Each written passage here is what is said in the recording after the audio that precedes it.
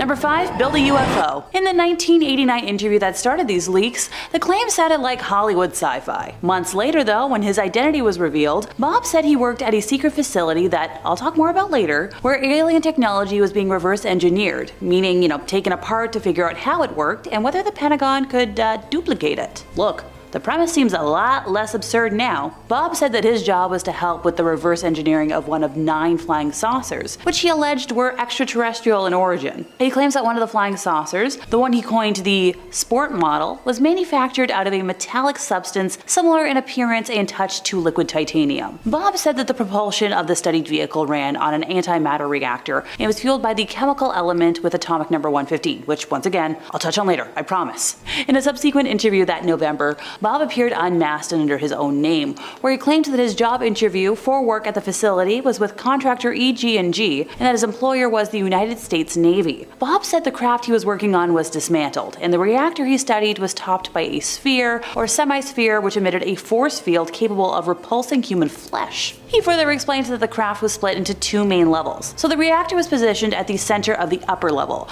with an antenna extending to the top, surrounded by 3 gravity amplifiers. These were connected to gravity emitters on the lower level, which can rotate 180 degrees to output a gravity beam or anti-gravity wave. In 1989, Bob said the seeds of the saucer he saw were approximately tiny human-sized, and that he had seen alien cadavers of a corresponding size. He's mentioned that the main craft he worked on would aim its belly to the target, and then bring all of the amplifiers to power and fly off in that direction, with the belly or bottom forward. If that description of a spacecraft tilting sounds familiar, I'm assuming you're familiar with the Gimbal UFO? So the Pentagon released the video back in 2017, where naval pilots encountered a fleet of the unknown craft off of the coast of Florida in 2015, and have since had dozens of similar encounters. So in that specific video, there's a mechanistic turn against the wind without deceleration, which means a craft without rotors, heat signatures, tail fins, and no tail number, and it was moving in a way that is counterintuitive to aeronautics. So when Bob saw that video, he said it had to be a gravity-propelled craft, which mimics the propulsion system that he described.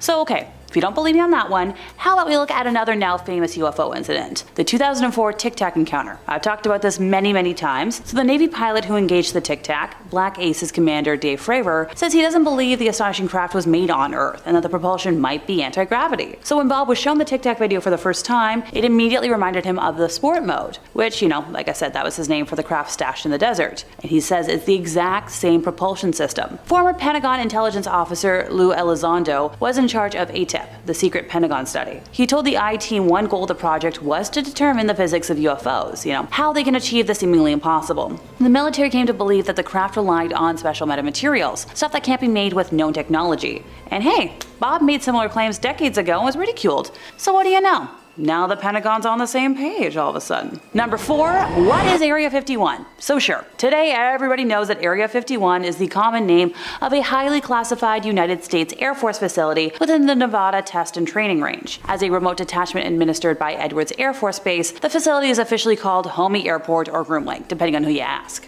Okay, I feel like I'm forgetting something. Don't tell me. I'm sure it'll come to me eventually. Oh, I got it.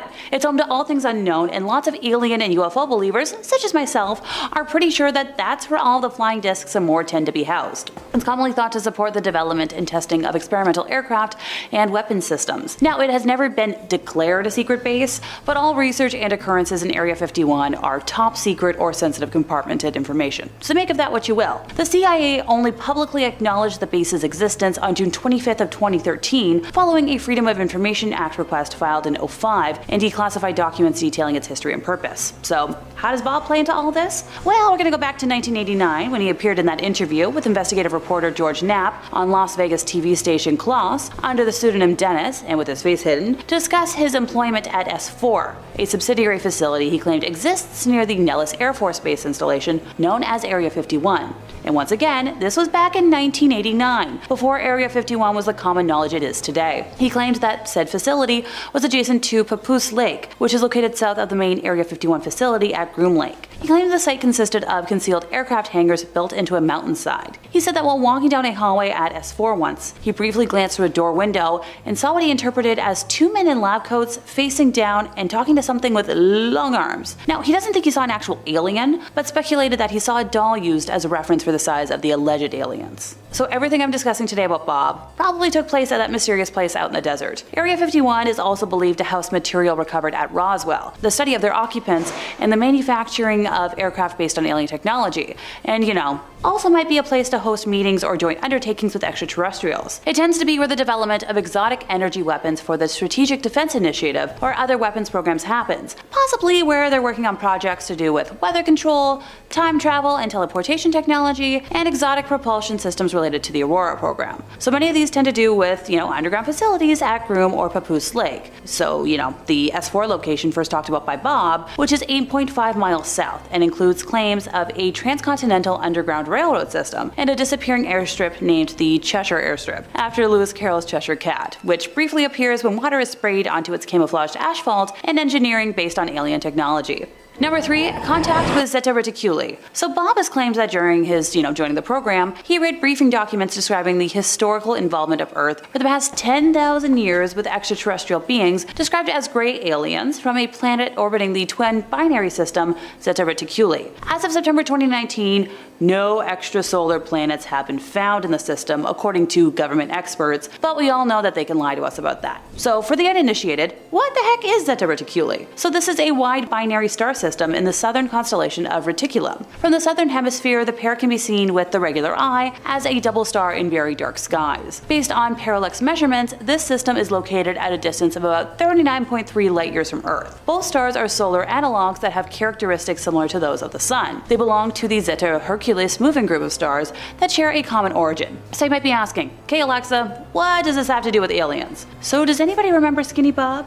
If not, I'll refresh your memory. So a very curious video showed up on YouTube in 2011, showing a collection of leaked videos where you can see an alien being interrogated by some sort of government agency of sorts. It's a typical gray type entity shown being interviewed and examined, supposedly as part of some sort of diplomatic exchange, and here's the moment you've been waiting for. He says he's from the Zeta Reticuli star system, sent as part of an envoy to discuss matters of mutual concern. According to the videos, the aliens would be escorted by special officers and only meet with high-ranking officials. Although several aliens are claimed to have been present, the one most prominently featured was given the nickname Skinny Bob. The alien appears as a very thin, slouched-over figure with an oversized bald head, slit-like mouth, large eyes that seem expressive and blink, and claw-like hands. Now, there was apparently a whole series of interviews conducted with the creature between 1942 and 69, although only a few clips have managed to get leaked out. The most well-known clip simply shows Skinny Bob sitting at a table, apparently in a telepathic interview, after which we see footage of the alien from head to toe, showing its disproportionately long arms and overall build. After that, there is a shot of it within a pool of some sort of liquid where it would supposedly sleep. Now, according to the videos, the aliens were often filmed without their knowledge or agreement, with document 072-E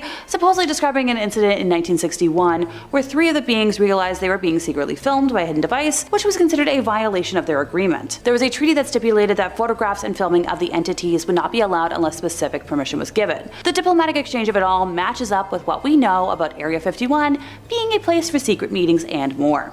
Number 2, Men in Black are erasing history. So yeah, it's no secret the government has the power to erase or cover up whatever they want. And what they've done to Bob in an attempt to discredit him is a very clear example of that control. So Bob is adamant that his employment and education records have been erased and modified. So remember how I mentioned that he's a physicist? So Bob claims to have obtained master's degrees in physics from MIT and in electronics from Caltech, but mysteriously, both universities show no record of him. Now, I get one institution losing records can be explained, as like a clerical error, but both losing records are a little suspicious. Earlier, I also mentioned how Bob claimed that his job interview for work at the facility was with contractor EG&G, and that his employer was the United States Navy, right? Well, EG&G stated it had no records on him, and his employment at a Nellis Air Force Base subsidiary has also been discredited by skeptics, as well as the United States Air Force. Once again, discredited or simply just erased by the government. Bob claims to have worked as a physicist during his tenure at the Los Alamos Meson Physics facility, but an inquiry into his position revealed his role to have been a technician for a contractor firm, and that he worked neither as a physicist or for Los Alamos. Not to sound like a broken record, but it's clearly the Men in Black at work here, and skeptics just need to understand that. Number 1, Element 115. Alrighty, the moment we've all been waiting for. What the heck is Element 115 and what does it do? So Bob has claimed that the propulsion of the studied vehicle that he reverse engineered ran on an antimatter reactor and was fueled by the chemical element with atomic number 115, which at the time was provisionally named unempentium and had not yet been artificially created. It was first synthesized in 2003 and later named moscovium. He said that the propulsion system relied on a stable isotope of E115, which allegedly generates a gravity wave that allowed the vehicle to fly and to evade visual detection by bending light around it. Now, no stable isotopes of moscovium have yet been synthesized. All have proven extremely radioactive, decaying in a few hundred milliseconds. In 2017, Bob's workplace was raided by the FBI and local police, which he theorizes was to recover element 115, a substance he said he kind of kept from the government lab. I don't blame him. Number 5. Alien Task Force. In July of 2022, a government-aligned UAP organization was created, the AARO, or the All-Domain Anomaly Resolution Office, directed by Dr. Sean Kirkpatrick. It's the government lead for all UAP-related anomalies. The purpose of ARO is summarized in their mission and vision statements, which say their goals are to minimize technical and intelligence surprise by synchronizing scientific, intelligence, and operational detection, identification, attribution, and mitigation of unidentified anomalous phenomena in the vicinity of national security areas. Vision statement is: unidentified anomalous phenomena are effectively and efficiently detected, tracked, analyzed, and managed by way of normalized DoD, intelligence community, and civil business practices, by adherence to the highest scientific and intelligence tradecraft standards, and with the greatest transparency and shared awareness. A lot.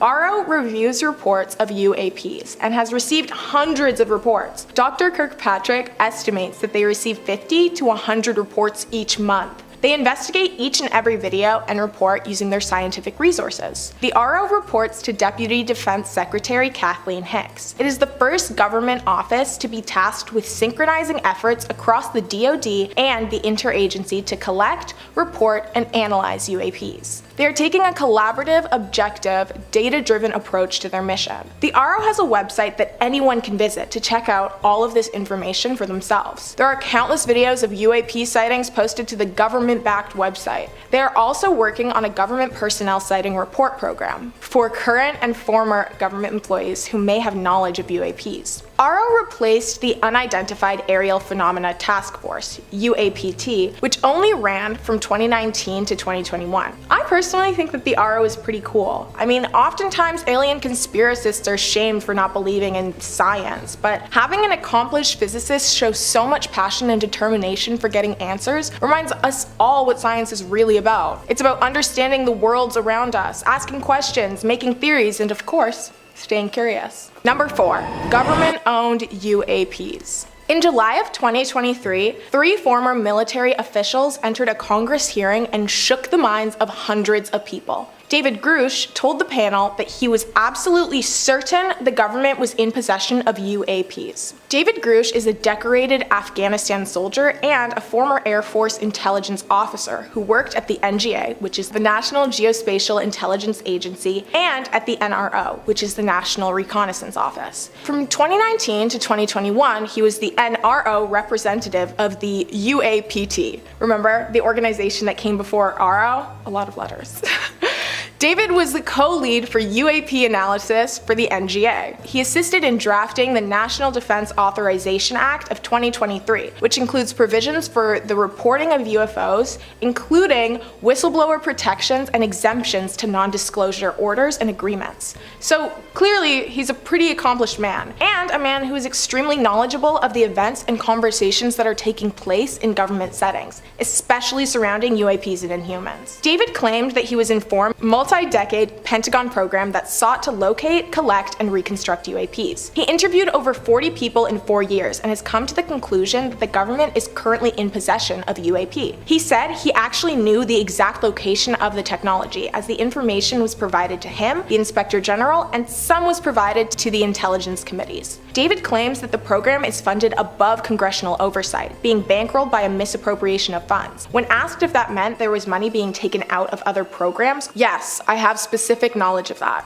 David was unable to release more information regarding the funding as he said it was classified. He stated that even though he didn't have any first-hand experience with UAPs, he knows several colleagues who have encountered and even been injured by them. The entire hearing was extremely telling. A lot of crazy revelations came to light, but UAPs weren't the only thing the government was accused of possessing and hiding. And they definitely weren't the most interesting thing either, which brings us into our next point. Number 3, NonHuman Biologics at a crash site. During the same hearing that David Grush dropped the news that the government had UAPs, he dropped another, even bigger extraterrestrial bomb on everyone. He claimed to be aware of colleagues who had recovered from NonHuman Biologics, derived from UAP crashes. However, when asked to provide evidence to substantiate his claims, Grush again stated that he was not able to provide any more information, as it was classified. But he did describe the unsettling nature of what he witnessed. I have to be very careful here.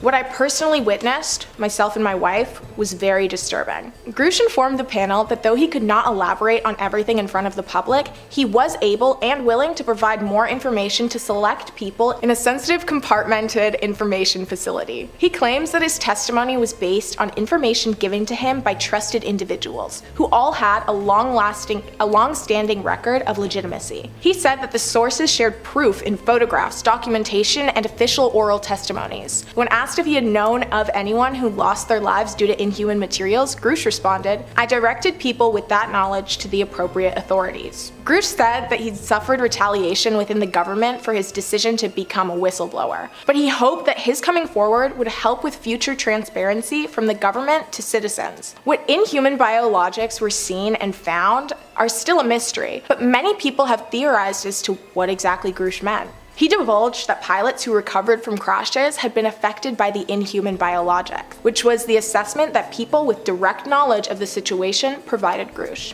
Many agencies and news outlets have since spoken out against David's claims, criticizing him for his outlandish lies, as they put it. I don't think what Grush is saying is accurate. While it's possible he's believing what he's saying, it's an incredible story that really needs some actual verification. So far, the best evidence Grush has come up with, besides his own word, is the government's denial. Even RO director Dr. Sean Kirkpatrick has spoken in opposition of David, stating that David has refused contact with the RO. Kirkpatrick even added on, saying that the hearing was insulting to the officers of the Department of Defense and intelligence community who chose to join RO, many with not unreasonable anxieties about the career risks this would entail. Grush has not responded to any of these criticisms. Here's my opinion on it. I'm just not sure why he would lie, and if he is lying, why? There must be something even deeper going on because, as we know, the government frequently covers up a huge scandal with many smaller ones. What do you think? Number 2, UFO in disguise. Now we're gonna go a little bit south, down to Mexico, where the shocking hearing revealed and presented jaw-dropping extraterrestrial information. A photo that first appears to be a close-up of a star, or the sun, is claimed to be a UFO. The strange thing about this star, though, was it wasn't in space. It was in the sky, and it wasn't burning out the eyes of onlookers. It's described as a spherical object with 3 layers, seemingly made of light or energy. Many have commented that it looks as though there is a UFO in the center of the orb. A user commented, "A ring or layers may not be the craft itself, but an effect of the camera. I'm not saying it's not a UAP and all camera stuff. There is without a doubt a glowing UAP up there. Just saying the layered look appears to be the common effect that happens when taking photos of bright things in the sky from a distance." They further noted the similarities between this photo and the description that Charles Halt provided in regards to the Rendlesham incident. For those of you who are unaware of the Rendlesham Forest incident, I'll give you a quick summary of it. In December of 1980, a series of sightings, all claiming to have seen strange, unexplained lights, were reported. The lights were seen near a United States Air Force occupied base in England. Many personnel claimed to have seen these lights, including Colonel Charles Halt. Furthered the curiosity when he stated that he also saw UFOs among the lights. Some men drew diagrams and pictures to try to record what the lights looked like. Halt described that the lights were red, sun-like light.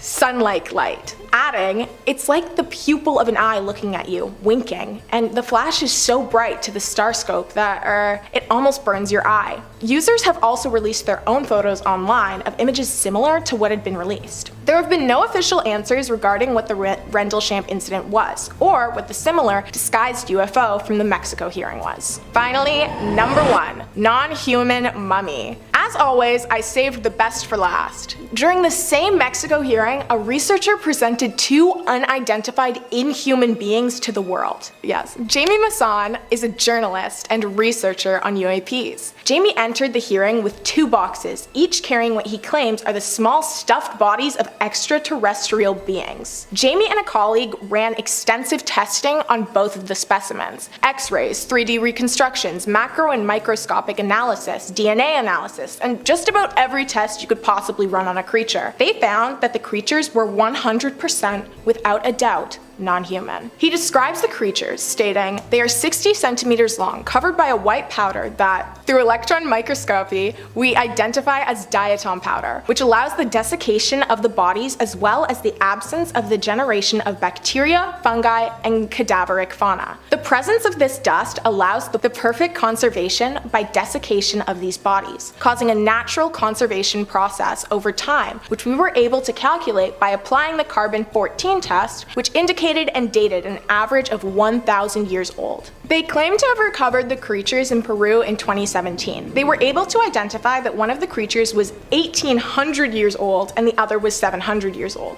Each had only 3 fingers and 3 toes, a head, a neck, abdomen, and limbs. The bones were resistant, light but strong. Jamie compared them to the bones of a bird. The skull has the characteristics which further display how light yet resistant the bones are. The skull also has a lot of space for what they would figure would be a brain and eyes. The brain would be incredibly large and the eyes would have had an amazing field of vision. They were able to tell that the species consumed food through swallowing opposed to chewing. The bone formation in the neck is not found in primate species like humans, monkeys, or apes. They were able to find evidence of eggs, which prove that the species was biological and organic, as the replication would be impossible to falsify, according to Jamie. The creatures had strange fingerprints. Opposed to being a circular pattern like ours, theirs were completely straight and horizontally linear. The species also have metal implants that are attached below the skin near the surface. The implants are alloys of several metals, including osmium and cadmium, which are both used for satellite telecommunications. They compared the DNA with over 1 million different species and found that there's a significant difference between all of them. The studies that proved how different the species is were conducted in various countries. The results showed that 70% of the genetic material is known, but 30% isn't. This difference is absolutely insane. The difference between humans and primates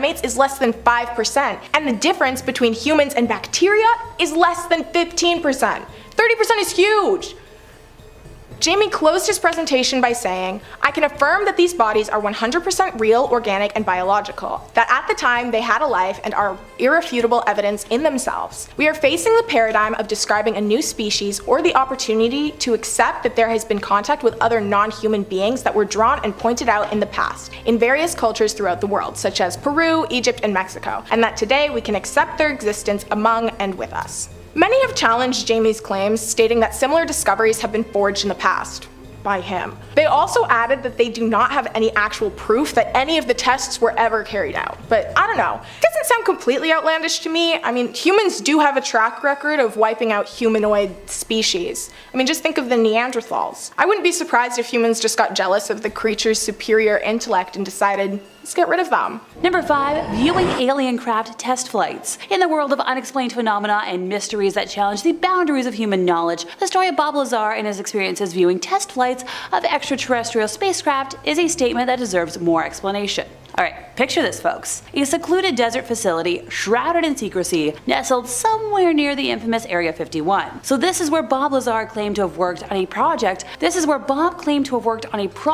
would forever alter our understanding of technology and the universe itself. Bob's account begins with his recruitment into a classified government program, the likes of which few could even, wrap their heads around. He asserted that he was tasked with the remarkable mission of unraveling the propulsion systems of spacecrafts not of this Earth. These crafts he described were unlike anything humanity had ever conceived. What sets his story apart is his assertion that he didn't merely study these alien machines from afar. No, he claimed to have witnessed these saucers in action, undergoing test flights that push the boundaries of our understanding of physics. Now, I'm not a physics girly, so I can't get technical about this, but these were not just flights. They were demonstrations of technology that seemed to defy the laws of nature as we know them. Imagine being there on that fateful day, peering through the desert haze as the saucer-shaped craft defied gravity. Okay, wicked moment. I had to. Bob has recounted how these vehicles hovered silently and then in an instant accelerated to speeds that would have even the fastest fighter jets of this world in the dust. But the most mind-bending part was the way these crafts maneuvered, making right-angle turns without the slightest hint of inertia or g-forces. Bob's descriptions conjure images of technology far beyond our current scientific comprehension. He attributed the astonishing capabilities of these saucers to a substance he referred to as element 115. According to his accounts, the element had the power to generate a gravitational field, allowing these crafts to bend the very fabric of space and time. The implications of such technology are staggering, I know. It challenges our understanding of propulsion, gravity, and, the fundamental laws of physics, which is probably where my dad would argue with me today. If Bob's accounts are to be believed, which I do, we must consider the possibility that these extraterrestrial crafts represent a level of technological advancement that far surpasses anything humanity has achieved. Number 4, giving credibility to the Tic Tac video. On November 14th of 2004, Lieutenant Alex Dietrich was piloting her FA-18 Super Hornet when she observed an oblong object hovering over the water. It leapt into motion, skimming 500 to 1,000 feet over the waves at around 500 knots. The fighter jet's onboard radar couldn't detect the object, but Alex's weapons system operator in the rear seat, whose name isn't public, witnessed it as well. She has quoted her recollection as we were trying to call out what we're seeing to each other and to make sure everybody else is seeing it. It's moving so erratically and so fast that our voices, our minds, and their radio calls can't keep up with it. Now, the majority of credible modern-day UFO sightings can be credited to those that work in the Air Force, as it should be noted that military pilots are trained at what they call, REAS, and referring specifically in this case to the art of recognizing aircrafts by their shapes, paint schemes, unit insignia, and more. One of the other Super Hornets that launched behind Alex was Lieutenant Commander Chad Underwood, who was able to capture the object on an infrared camera. It was about 40 feet long, round and smooth, and quickly received the nickname Tic Tac. Around this time, starting on November 10th to be exact, Gary Voorhees, a petty officer on the USS Princeton guided missile cruiser, had been reporting apparitions on his radar screens in the same area. Now, triple checking his equipment before he made his report, and being the main technician responsible for the equipment, along with having 6 years of Navy experience at the time, he described what he was seeing as impossible. Once again, in just seconds, an object had dropped to the waterline from 60,000 feet, hovered, and then zipped away at high velocity, making right-angle turns that were quoted as being confounding and, defying gravity. The objects returned for the next week, with Voorhees quoted as saying, "I was able to see it on the horizon during the night and during the day. It was definitely a glowing object. Could I tell you for 100% certainty what it was we were tracking? No." Now, footage of this event used to exist, with Gary being able to vividly describe his memories, but has since been completely scrubbed from the internet. I'm just gonna give the government my usual dose of side-eye. Don't mind me. So what does Bob have to do with this? Well, when he was shown the Tic Tac video for the first time, it immediately reminded him of the Sport Mode, which was his name for the craft stashed in the desert. He said it's the exact same propulsion system that I just talked about a moment ago. Pretty wild. Number 3, Carpol to Groom Mountain. The stories about trips to the edge of Groom Mountain offer quite the glimpse into the mysterious world of classified government facilities. From what I've managed to gather, Bob, another government UFO expert by the name of John Lear, and some other folks took frequent trips to the area, recording footage that has since been hidden by the government, so sadly, we don't have access to it today. It's remarkable that Bob and his acquaintances managed to evade security patrols and record a videotape of strange glowing objects ascending from the mountain. For context, Groom Mountain is located over at Area 51. The super secretive government base where most government alien business tends to happen. The area is connected to the internal Nevada test site road network, with paved roads leading south to Mercury and west to Yucca Flat. If I pronounce that wrong, I apologize. Leading northeast on the lake, the wide and well-maintained Groom Lake Road runs through a pass in the Jumbled Hills. The road formerly led to mines in the Groom Basin, but has since improved since their closure. Its winding course runs past a security checkpoint, but the restricted area around the base extends way farther east. So John Lear's involvement adds another layer of complexity and validity to all of this. As a former CIA pilot who has spoken openly about his experiences near Groom Lake in 1989, this raises some questions about what he might have witnessed or been privy to. This revelation only adds to the enduring enigma surrounding Area 51 and Bob's claims, making it a captivating addition in the ever-evolving tapestry of conspiracy theories and government secrecy. forever giving them side-eye. Number 2, giving credibility to the Gimbal video. If you don't already know, what exactly is the Gimbal UFO sighting? And why does it have experts scratching their head and conspiracy theorists, hi there, buzzing with excitement? Let's dive in. So the Gimbal UFO sighting took place in 2015, but was not publicly disclosed until December of 2017 when the New York Times broke the story. The video in question that got all the hubbub was recorded by US Navy pilots during a training exercise off of the coast of Florida. What makes the sighting so extraordinary is the way the unidentified flying object moves. So in the video in question, we see a sleek white object with no visible wings or exhaust plumes hovering in the sky, and the most striking aspect is its rotation. If I sound like a broken record, hold on. The object seems to rotate or gimbal effortlessly, maintaining a stable orientation despite its high-speed movement. This level of maneuverability defies the laws of physics as we understand them. Gee, where have I said that before today? When Bob saw the original video, he said it had to be a gravity-propelled craft which mimics the propulsion system that he described. Now,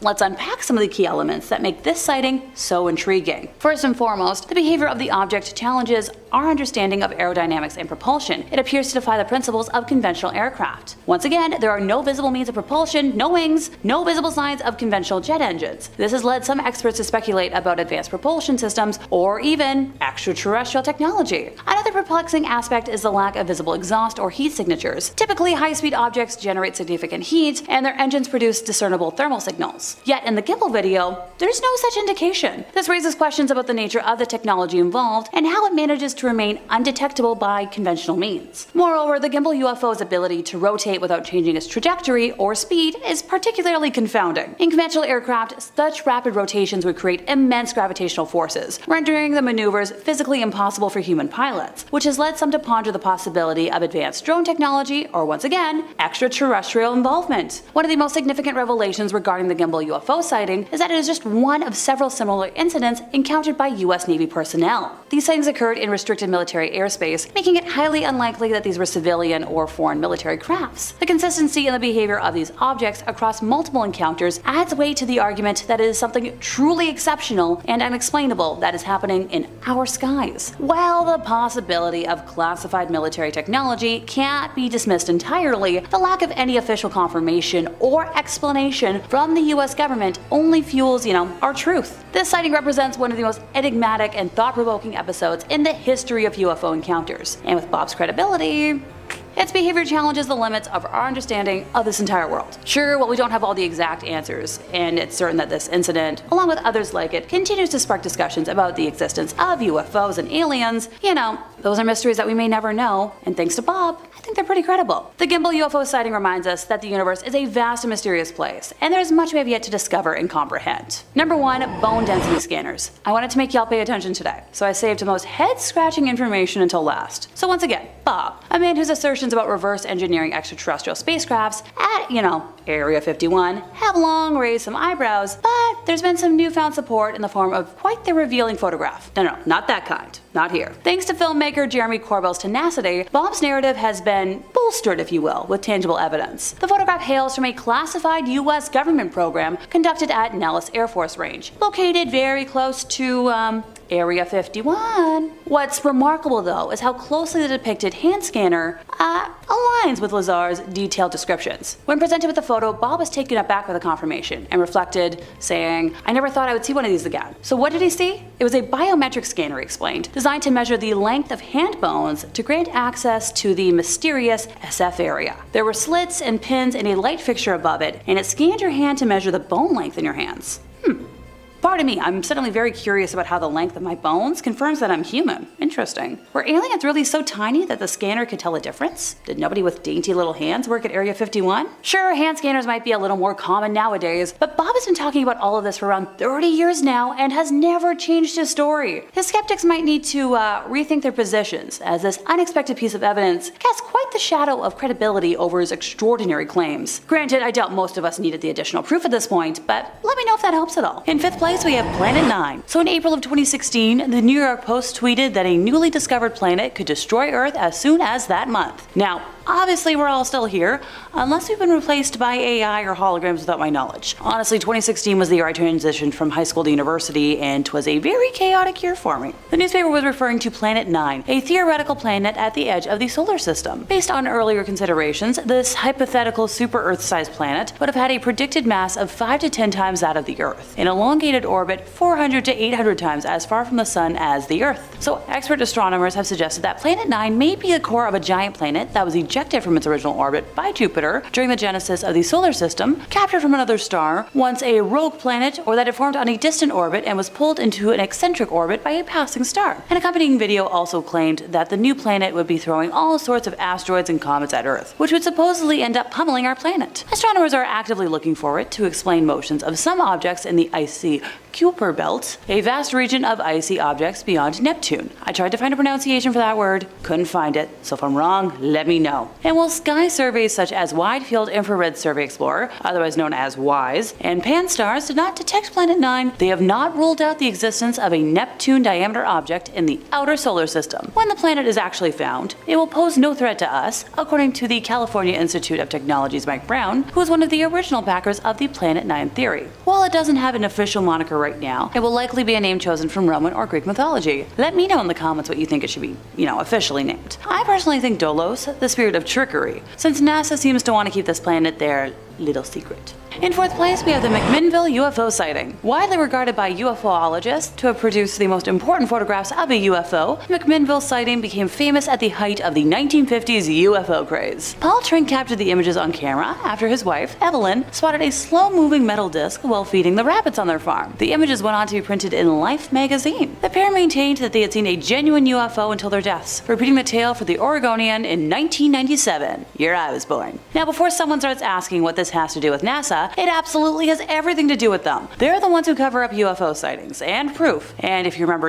my last point, I'm pretty sure they have a hand in covering up government proof as well. Now, to elaborate on this event, Evelyn Trent started yelling for her husband at about 7:45 p.m. on the evening of May 11th, 1950. She was feeding the rabbits in the yard of the couple's Dayton farm when she saw what she described as a good-sized parachute canopy without the strings. Only silver, bright, mixed with bronze. She later elaborated that it was as pretty as anything she ever saw. Evelyn ran into the house, found her husband and their camera, and the duo raced back into the yard. Paul Trent also spotted what he described as a round, shiny, wingless object hovering in the sky. The 43-year-old farmer managed to take 2 photographs before the flying object disappeared into the evening mist. Fun fact, they're the most famous photos ever to come out of Yamhill County. The McMinville Telephone Register and the Oregonian published the images in June of 1950, a month after Paul Trent took them. So the delay was because he had to finish off the roll before getting the images developed. Such a struggle sometimes. Life magazine followed the Oregon newspapers, offering its national audience, a gander at the unidentified flying object. Soon, because of this, a U.S. Air Force investigator came to the Trent farm, and while explaining the event to the officer, Paul said that the object was coming in towards them and seemed to be tipped up a little bit. He emphasized it was very bright, almost silvery, and made no noise. The investigator had heard such stories before, since once again, this was the golden age of UFO sightings. But while most alien craft tales are easily debunked after being discovered to be weather balloons or private planes or obvious hoaxes, that wasn't the case with the Trent's photos. In 1967, the Air Force commissioned prominent nuclear physicist Edward U. Condon to lead an exhaustive UFO study. The 950-page report, exhaustive, titled Scientific Study of Unidentified Flying Objects, easily dismissed most of the reported sightings, but it stated at least one, showing a disc-shaped object in flight over Oregon, is classed as difficult to explain in a conventional way. The study determined that the photos were genuine and the Trents were truthful. It specifically declared that this is one of the few UFO reports in which all factors investigated from genetic to psychological and physical appear to be consistent with the assertion that an extraordinary flying object, silvery metallic disc-shaped, tens of meters in diameter, and evidently something, flew within sight of 2 credible witnesses. So explain to me why NASA has never released a statement on this? They're keeping pretty dang quiet, and so was everyone else. What can I say? Secrets make me cranky. In third place, we have life on Venus. So back in the 1970s and 1980s, the Soviet Union sent several uncrewed missions to study the planet Venus. 10 of these Venera probes landed on the surface of the planet and were able to transmit data and images for a few minutes before succumbing to the planet's extreme atmosphere. In 2012, the Russian news service RIA Novosti reported that Leonid, I cannot say his last name but it starts with a K, a scientist who worked on the Venera missions, suggested that the photographs showed living objects moving around on the planet's surface. According to Leonid, certain objects resembled a disk, a black flap, and a scorpion, which emerge, fluctuate, and disappear, referring to their changing location on photographs and traces on the ground. The editors of Solar System Research published an editorial comment and a number of commentary articles from other scientists in their September of 2012 publication of Issue 5, Volume 46 of the journal, to be specific. The issue also includes a second article from Leonid, in which he claims to identify several other life forms and speculates regarding the apparent rich diversity of life around the landing site. It's a lot more rare to get alien spottings from folks outside of the US, and I feel like NASA is just out there covering them up. So I'm glad this one made it to the interwebs, even though folks have tried to explain it away. In second place, we have a government whistleblower. Alrighty. Before I get into it, I'd like to elaborate on how credible this story is. So, the whistleblower in question, David Charles Grush, is a veteran of the National Geospatial Intelligence Agency, or NGA, and the National Reconnaissance Office, NRO for short, where he served as a representative to the Unidentified Aerial Phenomena Task Force from 2019 to 2021. From late 2021 to July of 2022, he was the NGA co-lead for UAP analysis and its representative to the task force led by the Department of the Navy, under the Office of the Undersecretary of Defense for Intelligence and Security. Whew. At the NGO, David served as a Senior Intelligence Capabilities Integration Officer, cleared at the Top Secret Compartment Information level. From 2016 to 2021, he served with the National Reconnaissance Office as Senior Intelligence Officer and led the production of the NRO Director's Daily Briefing. He was a GS-15 civilian, the military equivalent of a colonel, and has numerous awards and decorations for his participation in covert and clandestine operations to advance American security. I don't know about y'all, but I think this is our most credible witness yet. So David said the recoveries of partial fragments through and up to intact vehicles have been made for decades through present day by the government, its allies, and defense contractors. He said that craft recovery operations are ongoing at various levels of activity, and that individuals on these UAP programs have approached him in his official capacity and disclosed their concerns regarding a multitude of wrongdoings, such as illegal contracting against the federal acquisitions regulations, and other criminality and the suppression of information across a qualified industrial base and academia. Associates who vouched for David said his information was highly sensitive, providing evidence that materials from objects of non-human origin are in the possession of highly secret black government programs. Wow. Multiple government witnesses to boot. Although locations, program names, and other specific data remain classified, the Inspector General and Intelligence Committee staff were provided with these details. Analysis has determined that the objects retrieved are of non-human origin based on the vehicle morphologies and material science testing and the possession of unique atomic arrangements and radiological signatures. The investigation was centered on extensive interviews with high-level intelligence officials, some of whom are directly involved with the program, and they corroborated his information. David is certain that the information has been illegally withheld from Congress to intentionally thwart legitimate congressional oversight of the UAP program. He has also filed a complaint alleging that he suffered illegal retaliation for his confidential disclosures. In his statements, David claimed that UFO legacy programs have, long been concealed within multiple agencies, nesting UAP activities in conventional secret access programs, without appropriate reporting to various oversight authorities. According to the unclassified complaint, in July of 2021, he had confidentially provided classified information to the Department of Defense Inspector General concerning the withholding of UAP-related information from Congress. Christopher Mellon, who spent nearly 20 years in the U.S. intelligence community and served as the Deputy Assistant Secretary of Defense for Intelligence, has worked with Congress for years on unidentified aerial phenomena, UAP for short. He has mentioned that a number of well-placed current and former officials have shared detailed information with him, including the location where a craft was abandoned and recovered. He claims the reason more folks haven't come forward is due to a lack of trust in the leadership of the All-Domain Anomaly Resolution Office, established by Congress. The assumption that the United States alone has bullied the other nations into maintaining the secrecy for nearly a century continues to uphold as the primary consensus amongst the public at large. So you're telling me that credible US government officials have been adamant that the government is hiding things? Sounds right to me. In first place, we have Viking lander aliens. A woman who claims to be a former NASA employee claims to have seen evidence of the most monumental cover-up in space history back in 1979, when she saw two human figures in spacesuits walk calmly towards the Viking lander across the Martian surface. Going by Jackie, she claimed to have been working for NASA, handling downlink telemetry from the lander, which was the first vehicle to send back images of Mars' surface, when she saw two people walking on the surface. She and 6 colleagues were watching the Viking rover, bustling about all over various screens when she spotted 2 men in spacesuits, which were not the bulky suits that they normally used at the time, but looked safe. They came over the horizon, walking, right to the Viking Explorer. Naturally, some folks have claimed that the humans may have just been there to polish the lander's solar panels, but,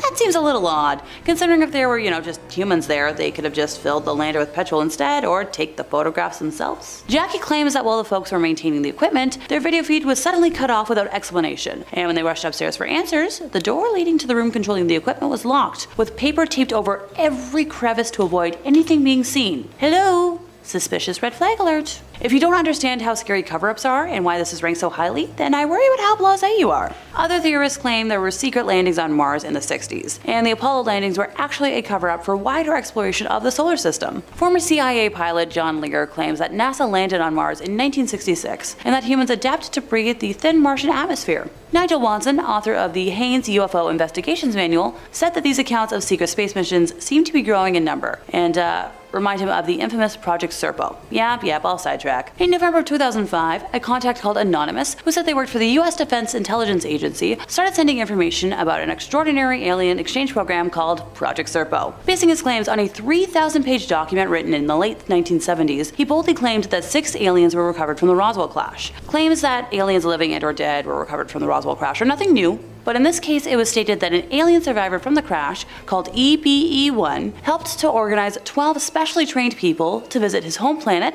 Serpo, in the Zeta Reticuli solar system. This mission occurred in 1965 and they remained there until 1978. During their stay, 2 of them died, 2 remained on the planet, and the rest, after returning to Earth, have died because of the high levels of radiation they were exposed to. I'm just saying, NASA has admitted that there are many things out there that we do not know about, and that UFOs are indeed real. So, what other secrets are they hiding? I swear between them and the US government, I wish I could file a million Freedom of Information pieces. Number 5. Bones on Mars. We are just desperate to find some proof of there being life on Mars. More than anything, we just want to know if there's anybody else out there with us. We want to know if there's aliens coming in from other galaxies, but I think more importantly, we want to look in our own solar system first. It'd be an awfully lonely galaxy otherwise. And while we haven't had a manned mission yet to Mars, thanks to telescopes and rovers, we've been able to get a pretty good look at the surface of it to better our understanding. Recently, a photo taken from the Curiosity rover reignited the search, and alien enthusiasts were excited when it looked like a photo of a human bone was taken from the surface of Mars. It shows a collection of rocks, half buried in dust, and one in particular immediately jumps out, looking like a femur bone, even possibly a human femur bone. However, excitement dwindled pretty soon when, like most cases, like the face on Mars and that statue that looked like it might have been a human woman on Mars, it turned out to be little more than a coincidence. The bone? Well, it turns out it's not much more than a rock that just happens to look like a bone, and our eyes and desire to see patterns where there aren't patterns can trick us all. It was shaped through erosion caused by the wind. Now, NASA is more than aware how much we're all jumping at the bit for proof of aliens, so they even issued a statement about this picture. If life ever existed on Mars, scientists expect that it would be small, simple forms called microbes. Mars likely never had enough oxygen in its atmosphere to support more complex organisms. Thus, large fossils are not likely. Now, it does bear mentioning too that the rock bone actually doesn't look, exactly like a human femur when you really look at it, but hey, that's probably why we thought it was an alien after all. And if you're looking for more scary stuff from outer space, aliens, cryptids, SCPs, and way more, basically everything scary under the sun, toss a subscribe our way and stay spooked all night long. Number 2, cracking the glass. It must be so odd being in space, floating around in all that nothingness. Even weirder on a space station. You're out in the vast, unending cosmos, and you know that the only thing that's keeping you alive is being inside this box, and that the environment around you cannot support you at all. And you are lost in a sea of stars, very far away from home. I'm not sure how you could ever get used to calling that home. I've got nothing but respect for the astronauts on the ISS. That stuff would stress me out so much I don't think I'd ever get a good night's sleep. I would be way too worried at all times that all it would take is one little thing to go wrong and it would all be over. Well, the ESA, that's the European Space Agency, tweeted a photo out a little bit ago of a crack in the window of the ISS, which is a nail-chomping sight. The damage was caused by a floating piece of debris that collided into the observatory of the ISS. The chip that did this damage was only about 1/4 of an inch. And while it looks incredibly unnerving, and if I saw it while I was serving in the space station, I would probably sweat bullets, the ESA reassures everyone that the damage doesn't actually pose a threat. Now, the unnerving part to me is that they speculate that the object that damaged the window could have been something as small as a flake of paint that came off the ISS and collided with the window. A flake of paint did that!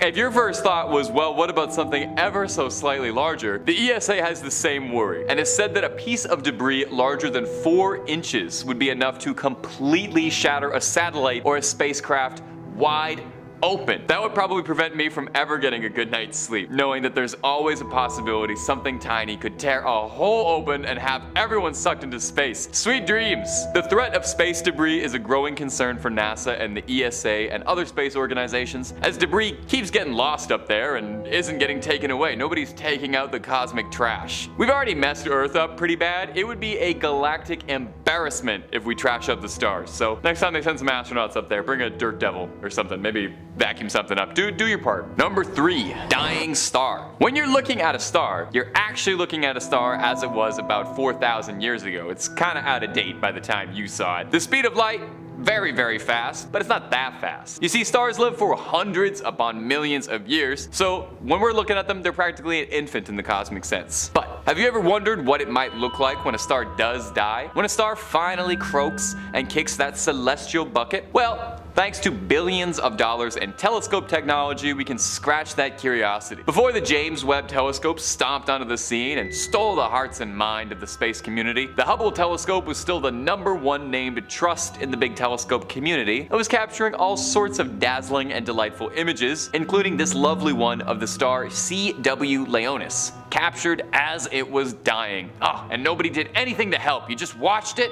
Oh, these people. Have you ever seen a dying star? I definitely haven't, and it is as ethereally beautiful as I could have imagined, but also like wildly scary in a sort of cosmic horror way, you know? And that sort of we're so small in the galaxy kind of way. It looks like a cosmic web, kind of like a fractal galactic spider web, and that's a great album name if you want to give that out there. It looks to me like staring into the eye of a Lovecraftian god, some being that's existed before the dawn of time. Makes me feel like I'm gonna get driven to just a little bit of madness if I stare at it too long. So I'm not a rocket scientist, or a scientist, or really even that smart about anything, but I can do my best to try and explain what's going on here. The cobwebs that you can see floating around the star are carbon absorbing the dying star, and the outer layers of the star are being sucked into the black void of space. And where that goes from there, could not tell you, but it's probably just as terrifying to even consider. Anyway, can't tell you too much more. Like I said, I'm no scientist. I'm just a reasonably charismatic YouTube host who can tell you when something looks cool. And this star looks pretty cool. Jack-o'-lantern sun. Hey, it's not just people who can dress up for Halloween. We've all seen dogs in hilarious Halloween costumes, and now even the stars want to get in on the celebrations. NASA's Solar Dynamics Observatory captured a fascinatingly spooky looking image of our beloved celestial body, the sun, on October 8th of 2022, taking a photo of the sun seemingly wearing a Halloween costume of a jack-o'-lantern for the season. Just beautiful, really. Now, again, I'll do my best to explain what's happening here, but I'll be completely candid. I'm just writing down some words that I read on a NASA website, and I'm not 100% that I actually know what any of these mean, but I'll say them anyway for you. The active regions are areas of greater light and energy that appear in SDO images to flame outwards from the sun. This image has been edited slightly to highlight the ultraviolet active regions, since our regular eyes can't see ultraviolet light that easy. Does this mean this is what the sun has been looking like this entire time, and I just don't have the insight to know about the face on the sun? NASA shared this particularly festive image with the title Pumpkin Sun, and I think it's pretty easy to see where they're coming from in this one. This one straight up looks like just a giant cosmic jack-o'-lantern. The lights form 2 eyes, it's got a little nose and a wide, jagged, smiling mouth. Kind of makes it seem like there was a giant cosmic pumpkin carving contest out there in the skies. I kind of wish we could get this permanent for like the months of October. Would love to look up in the sky and I see a giant face staring back at me like I live in Clocktown from Majora's Mask. Yeah, this isn't the scariest point on this list, I can admit that, but it's a darn good photo and I think that's worth showcasing enough, is it not? And I mean, really, imagine looking up into the sky and seeing that looking back at you. I feel like you would assume it was the end of days and it was gonna start raining fire down upon the heavens. And number 1, that's no moon. Now what you're looking at right now is a picture of Saturn's moon Mimas. And I know what you're thinking. That's no moon, that's a space station. As the moon Mimas is a dead ringer for the fully operational mobile star crusher, the Death Star. An asteroid crater left in the side of the giant rock has left it permanently looking like the infamous Imperial Space Station. Now, while something looking like the Death Star is more than interesting enough to me, what's truly interesting here is that astronomers believe they might have found proof that this Death Star ironically, might be hiding a bit of life beneath its surface, hiding an ocean just under the satellite's crust. Recently, researchers studying Mimas have discovered that there is a strange wobble effect in the moon's rotation, and research data has shown and suggested that the wobble is caused by the sloshing of liquid ocean just beneath the icy surface of the 246-mile diameter moon, big moon. Now, if this is true, this would be huge shakes. Water on any other planet is very exciting since, you know, not to speculate too wildly, it could be proof of life on another planet. Even small and microbial would still be an earth-shattering revelation since it would count as alien life. Since this discovery, scientists are starting to look at Mimas differently, since if this was true, it could mean this hunk of rock is a whole new type of world altogether. The possibility that it can sustain life and that our solar system might be a little more occupied than we'd previously thought, well, that would change everything. That's all we've been looking for in any of these videos, proof of alien life somewhere. Now, as far as I can tell, it doesn't look like Mimas has a giant laser capable of destroying a planet, so it's a fair bit nicer than the real Death Star, and hopefully they didn't make the same engineering mistakes and there's no structural ports or, oh, what was it called? No, I'm embarrassing myself as a Star Wars fan.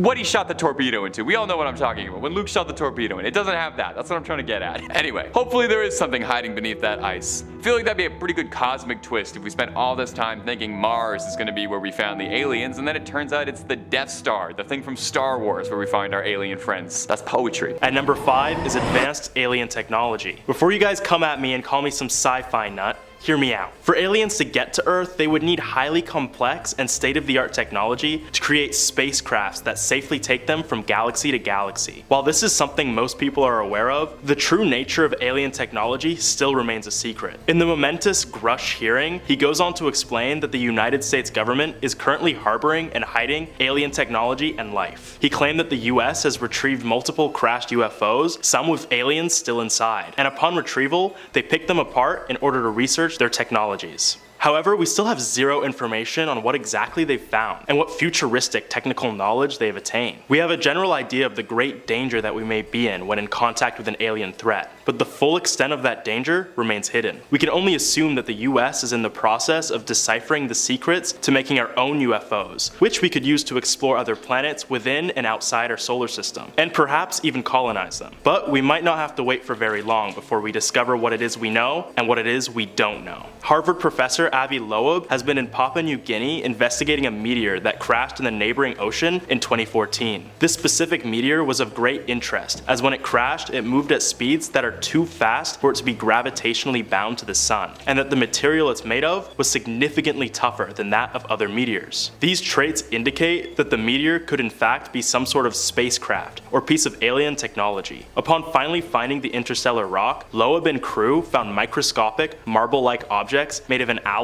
never before seen in our solar system. If these small marbles are confirmed to be artificial, then we could be stumbling upon the first confirmed pieces of genuine extraterrestrial technology. My theory? These are alien microplastics, or at least some sort of equivalent. The microscopic size of these marbles can indicate that these are only smaller, broken down versions of pre-existing technology or items that aliens might use. If this is the case, then hopefully scientists will find a way to reverse engineer these small alien spheres and discover their true origins. Coming up next, at number 4, is Panspermia. Deriving from the ancient Greek words pan, meaning all, and sperma, meaning seed, Panspermia is a hypothesis created by the Greek philosopher Anaxagoras in the 5th century BC. It states that life exists all across the universe, as it has been distributed by space dust, meteoroids, asteroids, and of course different spacecrafts carrying bacteria and other microorganisms. Hence the name Panspermia. It means that the seeds of life are spread all across the universe. All, pan, seed, spermia, yeah, you get it. While the concept of panspermia emerged thousands of years ago, its relevance to our understanding of extraterrestrial life is as vibrant as ever. In recent space exploration missions, the European Space Agency's ExoMars rover and NASA's Perseverance rover have been equipped with instruments built specifically to analyze the surface of Mars for signs of life that has found itself on the planet through space dust, comets, and all those other fun space things. Furthermore, advancements in space exploration have led to discovery of something called extremophiles, resilient microorganisms that thrive in the extreme environments on Earth and other places in space. Their existence on Earth indicates that life can also thrive on the harsh environments of other planets. The most well-known example of an extremophile, you might have heard of them, is the tardigrade, better known as a water bear. These 8-legged microanimals are thought to be one of the most resilient life forms known. They are capable of surviving extreme temperatures, pressures, air deprivation, high amounts of radiation, dehydration, and starvation. In fact, tardigrades are so resilient that they're capable of surviving the cold, dark vacuum of space. If animals that can survive in space already exist on Earth, imagine how many other tardigrade-like species exist on other planets, opening the door for panspermia across the universe. Who knows, maybe there are plenty of extremophilic aliens on Earth already. We've just been looking in the wrong places. And at number 3 is going to be life on Mars. The existence of life on Mars is certainly not a new concept to anyone, especially with the discovery of water on the red planet, which is widely considered in the scientific community to be a necessary foundation for the development of life. However, even with all these findings, NASA claims to be incapable of finding actual life on Mars. But that might be because it's already found its way to Earth 13,000 years ago. Alan Hill's 84001, or just ALH 84001 for short, is an ancient meteorite discovered in Antarctica in 1984. The remarkable rock, ejected from the Martian surface 4.1 billion years ago, has offered many clues towards the existence of life hidden beneath our solar neighbor's surface. In 1996, a team of scientists led by David McKay of NASA's Johnson Space Center announced their discovery of intriguing fossil-like microstructures and features within the meteorite. These fossils imply that life on Mars did in fact exist, just long before humanity. And this isn't the only proof. In 1976, the United States landed 2 of their own Viking landers, making them the first US spacecrafts to land on the red planet. The crafts would be the first to take high-resolution images of the planet and analyze a variety of the planet's features. But most importantly, an examination of the Martian soil tested positive for metabolism, which heavily suggests the presence of life. Theories of them hiding the alien race to Martians having been long extinct, and that the red planet's desolate nature is caused by it being the ruins of a once vivacious planet. But what do you guys think? Is life currently on Mars? Has it already gone extinct? Or maybe there are already Martians hidden among us right now? Tell me in the comments. At number 2 is life across the solar system. Immanuel Kant, the renowned 18th century philosopher, posited a compelling argument regarding the potential existence of alien intelligence in his work titled Universal Natural History and Theory of the Heavens, which is probably the coolest book name ever, but I digress. Kant states that the universe is so vast that the existence of aliens is certain. I mean, there are just so many stars and planets that at least one of them has to sustain life, right? It was his ideas that laid the groundwork for modern discussions on the existence of extraterrestrial life. The Drake equation, formulated by astrophysicist Frank Drake in 1961, complements Kant's theories by providing a more mathematical approach to estimate the number of alien civilizations in our galaxy that might be capable of communication. The equation factors in various variables, such as the rate of star formation, the fraction of stars with planets, the number of habitable planets per star, the fraction of planets where life emerges, and the longevity of technologically advanced civilizations. With the hundreds of billions of stars within our galaxy, along with the recent discoveries of exoplanets around those stars, there are certainly countless habitable worlds scattered throughout the Milky Way. In fact, life could exist within our very solar system. Beyond just Mars and its many riverbeds and subsurface water ice, there's Enceladus and Titan, moons of Saturn. These moons both have subsurface oceans, lakes, rivers, and seas beneath their icy crusts, making them potential hotbeds for life. Some scientists have even observed on Titan that there may be living cells deep within its seas, making it home to several microbial Saturnian species. It's kind of a mouthful. Another theory of Kant's was that aliens' intelligence becomes more intelligent the further we are from the star that we orbit, meaning that planets like Mercury and Venus would not be likely to hold intelligent life, but planets like Saturn and Neptune hold highly intelligent life. Now, I don't mean to toot my own horn, but humans are already a very smart species. But if Kant's theory is correct, then that would make us the dumb ones in the solar system. Us, the dumb ones. What the hell?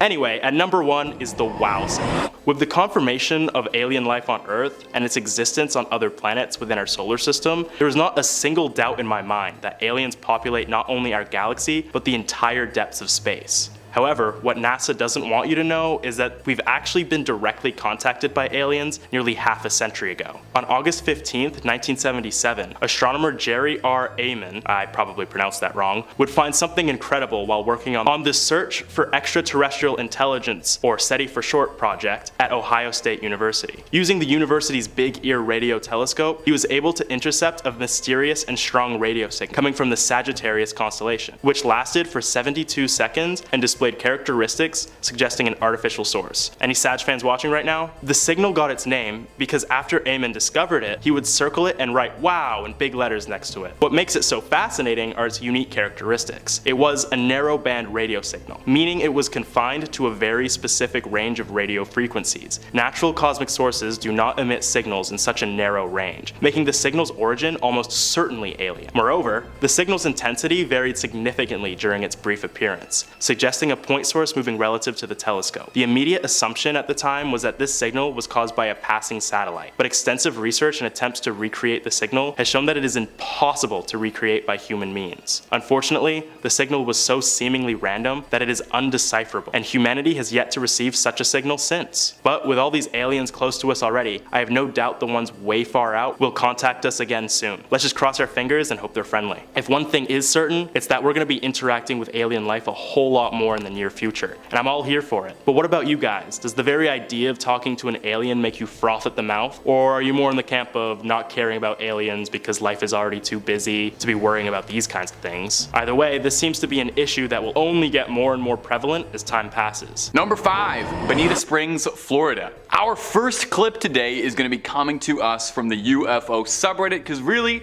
where else? The UFO subreddit is doing more to get alien content out in the open than any world government is willing to, so if they're not gonna do it, we gotta let the guys online pick up the slack. This clip was posted to us from user Marcus1640, who had this to say. Well, let's roll the clip though first, I think.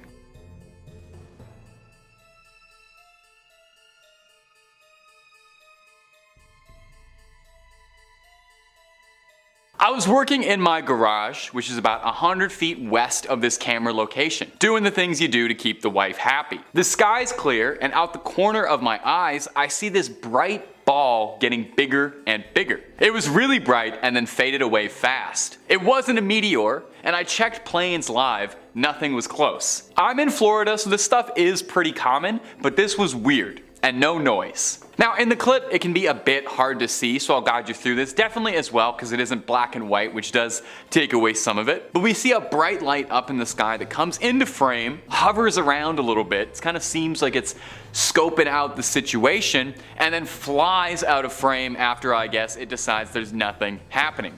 Now OP said that the ball of light when he saw it come into frame was this shining, radiant orange, impressively bright in the night sky. Obviously, that doesn't translate super well, so we have to use our imagination just a little bit, you know, close your eyes and imagine it's bright and orange. Wow, what a lovely shade you used. Now some speculation in the comment section of Reddit had people wondering if possibly this could be something like space debris burning up on re-entry, or a satellite reflecting the sunlight down to Earth for but a second. Pretty difficult to tell from here, but that's the way it goes with the paranormal sometimes. Nothing can ever be so easy, and would we really want it to be? I think we should have to fight for it just a little bit. Fight to get the truth out there. And as usual, my friends, if you're looking for more UFO sightings and content, I have a pretty good idea of where you can find more of it. We've got 8 parts worth of UFO sightings from 2023 alone. If you haven't clicked on through yet, you gotta catch up. And if UFO videos aren't your jam and you clicked on this out of accident, we've got loads more scary content for you, ranging from the macabre and mysterious to the outright horrific and hard to believe. Click on through and find something to scream at, and subscribe and help us out. Mean a lot from Old Tay. Number 4, the Netherlands. Our next sighting is going to come to us from the Netherlands. Seems even aliens can't resist hitting up Amsterdam. Let's roll the clip first to get your eyes on it, and then we're going to take a quick listen to the description posted by its witness, who's remained anonymous. Just before 6 p.m. in front of the cinema in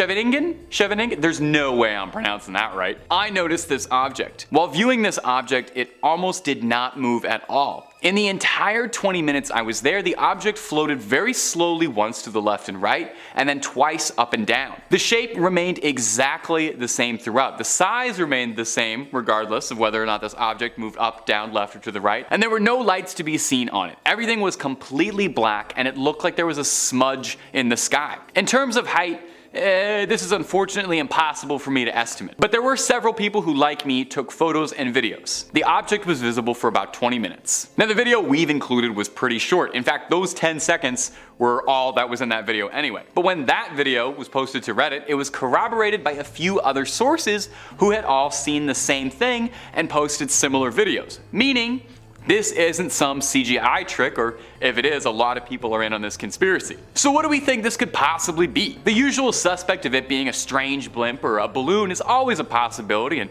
I've seen enough of these videos now that I'm always instantly like, this is probably just a balloon, isn't it? But it's still very, very weird. So let me know down below what you think. I love hearing from you guys about what you think on all this. Number 3, Phoenix, Arizona. This next clip was first posted to TikTok, but since being posted there has been making the rounds across the web since it's got UAP enthusiasts like yours truly peering their eyes open and gluing them to the screen. Let's take a look and you all tell me what you think, okay?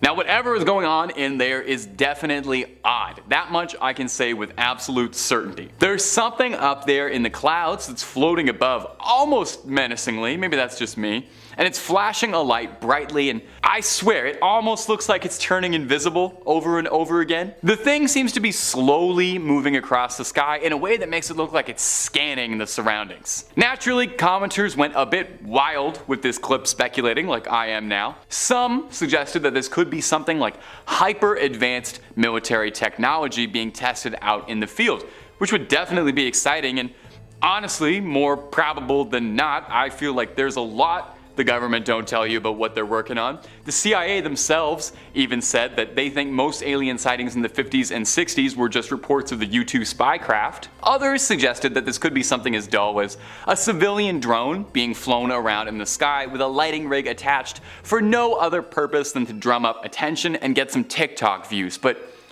do you really think someone would do that? Someone would go on the internet and just lie for attention?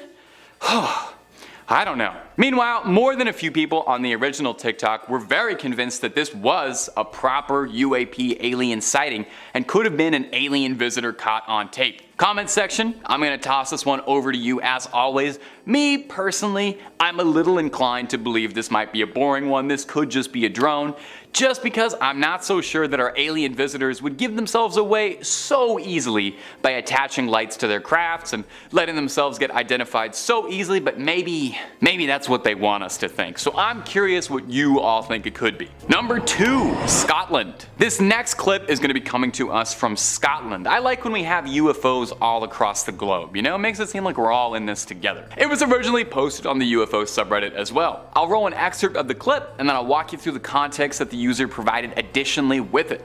Let's roll it.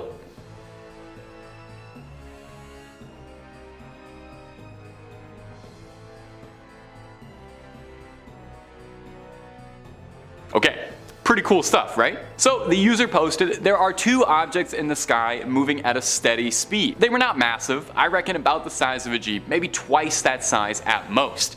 Twice the size of a Jeep is pretty big, I think. Definitely smaller than a plane, but a lot bigger than drones. They had no lights, no wings, no windows, and no propellers. They also made no noise. These objects looked much bigger in real life than they did in the video. On film, they appear to be black, but in real life, I would say they had a color similar to a cloud.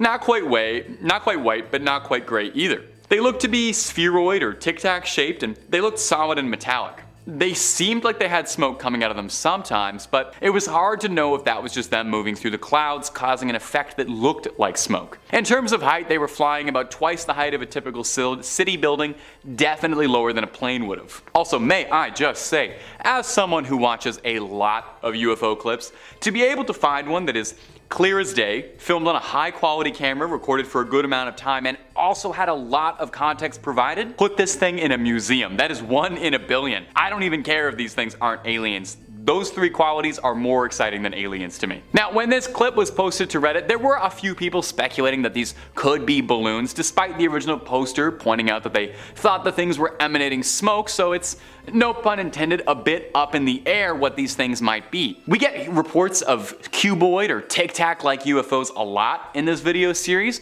which does make me think there's something suspicious going on if so many people report on similar objects like that, but we still don't have any answers.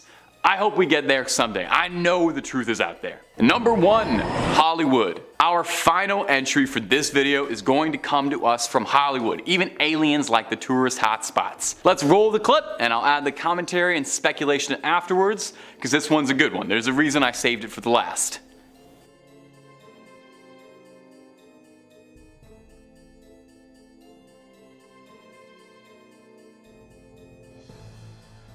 Now, the original poster and uploader stated, "We noticed this huge object in the sky just sitting there by the Hard Rock Casino in Hollywood, Florida." Whoa, whoa, whoa, whoa, stop the track, stop the video. Are there 2 Hollywoods? I'm a Canadian, so I don't know these things. Is Florida in LA? You guys have to fix that for me. Okay, moving back. Anyway, the object blurred itself out when we started recording it. It was huge. It didn't do much, but it just sort of sat there and blurred itself out. I have tried to Google to find out what it was, but I'm coming up with nothing. It was my husband, my 2 kids, and I who witnessed this together. Now, I gotta admit, this is one of the most compelling bits of UFO evidence I have seen in a minute. Not to throw the other 4 clips under the bus, they're all very lovely in their own way, and I hold them all in my heart dearly, but this one, oh baby, this is the golden ticket. I'm sure there might be a reasonable explanation for it, but on first glance, this thing looks like the definitive flying saucer. Like if you close your eyes and imagine a flying saucer, you start imagining this. It even looks like if you're watching this thing with eagle eyes that the saucer at one point cloaks, and the original poster mentions that it was blurring itself out when they started recording. Very interesting to me. That would explain a lot over the years if aliens have been specifically constructing their crafts to blur them out from being recorded by cell phones. I mean, imagine aliens keep coming to Earth just for like vacation and they're getting so annoyed that they're trying to just have some fun, be tourists, and people cannot stop taking photos of them, so they're blurring out their crafts. So what do we think, my ghouls and goblins? Is this recording simply too good to be true? Is this movie magic and CGI up there? You do have to wonder why if this footage didn't set the internet ablaze, because that looks about as flying saucery as anything could possibly get. Of course, maybe the men in black and the higher ups are trying to scrub this clip from the internet and don't want you to see, and maybe I just got the whole channel in trouble. Number 5. They say in space, no one can hear you scream. But what about a knocking? China's first man in space, Yang Liwei, might be able to tell you what the sound of a man screaming in space sounds like. The taikonaut, the term for an astronaut from China's space program, first visited the stars on a maiden voyage in 2003. While up there, soaring the cosmos, Liwei reported hearing something knocking on the spaceship's hull. He said it didn't sound like it was coming from inside the ship, but it didn't sound like it was coming from the outside of it either. Now, normally, you're not really supposed to hear, anything in space, so this was out of the norm. Liwei went to peer out the porthole just to confirm that there were no goblins or gremlins hanging on the outside of the hull ripping up nuts and bolts, and says he didn't see anything of any note outside causing the sound, which he claims sounded like someone banging on an iron bucket with a hammer. Now where it gets really interesting is that other taikonauts on the Shenzhou 6 and 7 spacecrafts in 2005 and 2008 both reported hearing the exact same phenomenon. One could be a coincidence, one can be explained off. But 3 separate occurrences of hearing something knocking on the ship's hull? Could it be something related to the shuttle's construction? Or is there something haunting the Shenzhou spacecrafts? Wait. Do you hear that? That knocking? It sounds like a transmission coming from inside the studio. Something, a voice telling me that you should subscribe to Top 5 Scary Videos for the best scary videos on the web. It's strange. I don't know what it means. Sorry, let's move on. Number 4. Now we know space is silent. I'd say no one can hear you scream, but I literally just used the alien joke on the last point, and I've hit my quota for 80s movies references already, and we're not even halfway through the list. I think the silence of the stars would drive me absolutely nutty. I don't know how I'd handle the quiet. I need something in my ears. In 1969, a triumvirate of 3 astronauts claimed they heard something pierce the silence. Apollo 10 astronauts Tom Stafford, Gene Cernan, and John Young while on the surface of the moon were photographing craters, making memories, that sort of thing, when all three of them unanimously claimed they had heard something ethereal on their headsets, claiming that they had heard a sound that was strange, melodic, and composed and otherworldly. All of them described it as music. Now, it's worth noting that it was 1969, so there was no chance that someone accidentally had just left an Aphex Twin album inside the ship's CD player. Commander Cernan said at the time, "We're gonna have to find out about this because no one is going to believe us. Don't worry. Just like the Ghostbusters, we're ready to believe you." And look at that, I snuck in another 80s movie reference without you even noticing. So what exactly was the crew listening to? Could it have just been something malfunctioning on the ship? Feedback from some equipment somewhere? Or could it have been some extraterrestrial entity trying to contact them, or getting caught on the airwaves? Now, some speculate radio interference, but not everyone buys the official story, and NASA has never given an official answer. The biggest question remains, though, is what does space music sound like? If I had to guess, I'd say probably like Grimes' music. I think that's what moon men are listening to. Number 3.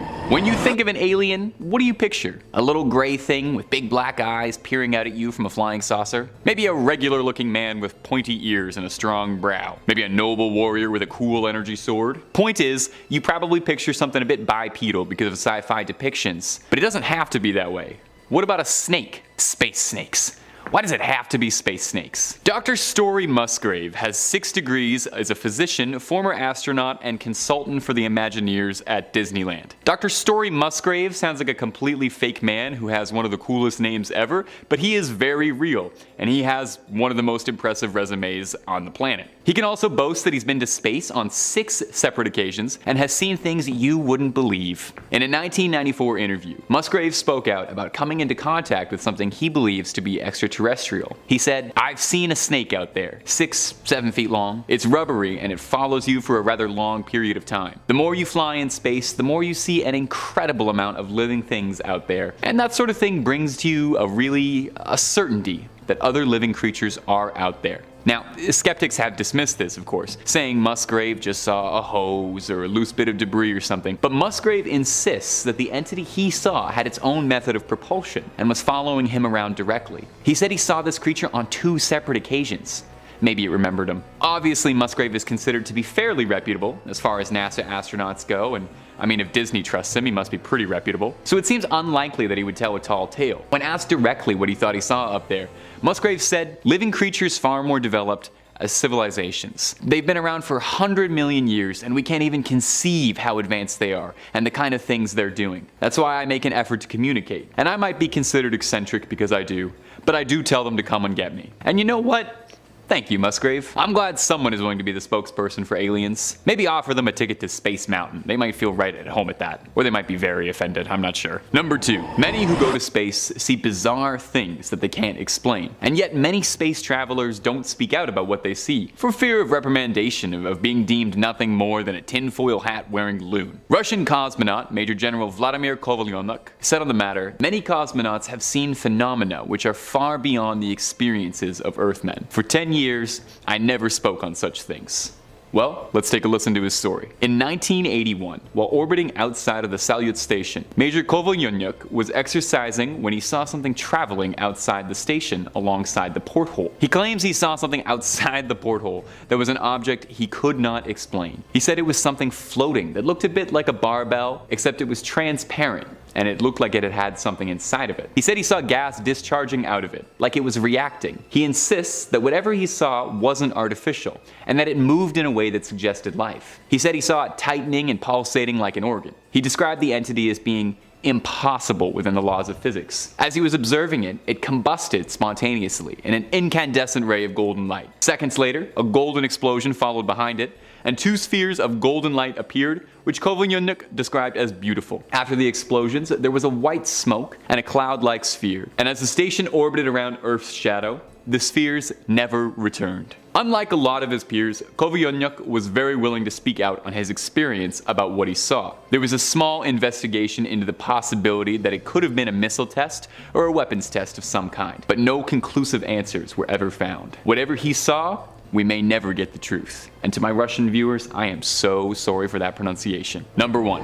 Major Gordon Cooper is an American astronaut of some renown. the first astronaut to spend a full 24 hours in space, and the last American to spend a fully solo orbital mission. A renowned, reputable astronaut, he's very insistent about life beyond the stars. Near the end of a 22-hour trip around the planet in 1963, he claims that while ending orbit and returning home, he saw a glowing green ethereal orb following him approaching his capsule. The entity was even picked up by a tracking radar in Australia. And yet bizarrely, when he landed, reporters from NBC told him that they were barred from questioning him about the sighting and experience at all. This wouldn't even be Cooper's first experience with UFOs. In 1951, while on an Air Force mission flying over Western Germany, Cooper claimed to have seen metallic saucers flying in ways that would outmaneuver any American spacecraft. He said, "I believe these extraterrestrials and their crews are visiting this planet. Most astronauts are reluctant to discuss UFOs." Listen to this other quote from Cooper. "In the USA, every day our radar instruments capture objects of form and composition unknown to us. And there are thousands of witness reports and a quantity of documents to prove this. But nobody wants to make them public. Why? Because authority is afraid that people may think of God knows what kind of horrible invaders. We have to avoid panic by all means." Now, it sounds like Cooper is alluding to a cover-up. Gordon Cooper isn't just some nut on the street barking out to whoever will listen, but a respected, experienced sailor of the stars. So is this why most stories of UFOs get buried? And astronauts who speak out about it are all labeled as sensationalists? All because NASA thinks that people can't handle it? I think we're ready. I think the stories are starting to come out there. The truth is out there. And we will find it. In fifth place, we have the lights above the New Jersey Turnpike. On July 14th of 2001, drivers on the New Jersey Turnpike stopped on the highway just 15 minutes after midnight, where they marveled at the sight of strange orange and yellow lights in a V formation over the Arthur Kill waterway between Staten Island, New York and Carteret, New Jersey. Carteret Police Department's Lieutenant Daniel Tarrant was one of the witnesses, as well as other metro area residents from the Throgs Neck Bridge on Long Island and Fort Lee, New Jersey, near the George Washington Bridge. Air traffic controllers initially denied that any airplanes, military jets, or space flights could have caused the mysterious lights. A national weather meteorologist could find nothing in the weather to also explain those lights. Luckily, when there's something strange in one's neighborhood, one can always call New York Strange Phenomena Investigators, or NYSPI. No Ghostbusters here. This band of inquisitive minds claim to have discovered the FAA radar report from Newark International Airport on the night in question that indicates an enormous number of airborne objects, without transponders, beginning at around 10:31 p.m. and ending at 12:51 a.m. EST. At least 15 people contacted the police department to report the strange lights, but Tarrant and other police officers are at a loss to explain just what it was hovering in their skies. Here's the thing. It's been 22 years since that incident now, and if there weren't any military folks in the air and so many witnesses saw this, I'm leaning towards an other on this. In fourth place, we had the Alderney UFO sighting. On April 23rd of 2007, Ray Bauer, a 50-year-old pilot with 18 years flying experience, reported seeing a cigar-shaped brilliant white light in the sky. Now, he first thought that it was reflected light from greenhouses on the nearby island of Guernsey, before realizing it was a stationary object, approximately the size of a Boeing 737, at an altitude of around 2,000 feet and at a distance of roughly 40 miles. Bauer said that he approached the light and looked at it through his binoculars. He also said he saw a second object moving in formation with the first set of light, later stating it was around closer to the island of Guernsey. He said the UFO was clearly visual for approximately 9 minutes. After landing in Alderney, Bauer made an official report to the Civil Aviation Authority, labeling the incident as a near miss. He then flew the return leg of his flight to Southampton, but did not see the objects again. By the 25th of April of 2007, the British Ministry of Defence had stated that it would not investigate the reported sighting. Approximately a week after that sighting, the MOD stated the incident had taken place in French airspace, and so it was outside their responsibility. 2 weeks after that, the MOD released information connected with the report, including a statement from a second pilot. The report of the sighting published by the MOD reads in its entirety. First object was bright orange-yellow, there was a gap in light or darker area. Second object was identical. Several passengers on his aircraft had noticed the light, one of whom described it as sunlight colored. In 2021, he said it was a very sharply defined, solid, bright yellow-gold object with a couple of black bands on the side that were kind of shimmering. 2 passengers reported seeing the light to the Evening Standard, one of them describing it as an orange light, kind of like an elongated oval. Patrick Patterson, a pilot from the Channel Islands airline Blue Island, reported that he saw a similarly described object in the same approximate position. It was later reported that this pilot saw an object behind him to his left at around 1,950 feet. One interpretation of this event was that this was an atmospheric phenomenon. Despite the pilot's openness about the incident, the cooperation of the military, and countless eyewitness reports from passengers and people on the ground, the incident remains a total mystery. I'm just saying, there are too many witnesses for this to be anything fake. In third place, we have the Belgian UFO wave. So the Belgian UFO wave began in November of 1989 and peaked with the events of the night of the 30th to the 31st of March 1990. On that night, one unknown object was tracked on radar, and two Belgian Air Force F-16s were sent to investigate, with neither pilot reporting seeing the object. No reports were received from the public on the date, but over the next 2 weeks, reports from 143 people who claimed to have witnessed the object were received, all of them after the event. Over the ensuing months, many others claimed to have witnessed these events as well. Following the incident, the Belgian Air Force released a report detailing the events of that night. Yeah, I'll backtrack, I promise. At around 11 o'clock at night on the 30th of March, the supervisor for the Control Reporting Center, or CRC, at Glans received reports that 3 unusual lights were seen moving towards Thorenby-Gimbal, which lies to the southeast of Brussels. Glans CRC requested that the Wever Gendarmerie send a patrol to confirm the sightings. Approximately 10 minutes later, some reports stated that a second set of lights were seen, moving towards the first triangle. Traffic Center Control tracked one object only on its radar, and an order to scramble 2 F-16 fighters from Beauvais Air Base was given. Throughout this time, in reports after the event, some people claimed that the phenomenon was visible from the ground, describing the whole formation as maintaining their relative positions while moving slowly across the sky. And over the next hour, the 2 scrambled F-16s attempted 9 separate interceptions of the target. On 3 occasions, they managed to obtain a radar lock for a few seconds, but these were later shown to be radar locks on each other. After around 12:30 in the morning, radar contact became much more sporadic, and the final confirmed lock took place at around 40 minutes. After midnight. Following several further unconfirmed contacts, the F-16s eventually returned to the base shortly after 1 a.m. Members of the Wever Gendarmerie, who had been sent to confirm the original report, described 4 lights now being arranged in a square formation, all making short, jerky movements before gradually losing their luminosity and disappearing in 4 separate directions at around 1:30. During one of the radar locks, the UFO accelerated from 150 miles per hour to over 1,100 miles per hour, while changing altitude from 9,000 feet to 5,000 feet in a matter of seconds. After his retirement, Major General Wilfred de Bruy wrote in a statement that the Belgian UFO wave was exceptional, and the Air Force could not identify the nature, origin, and intentions of the reported phenomena. The Belgian objects have still never been explained. Look, Air Force folks are the ones to trust in situations like this.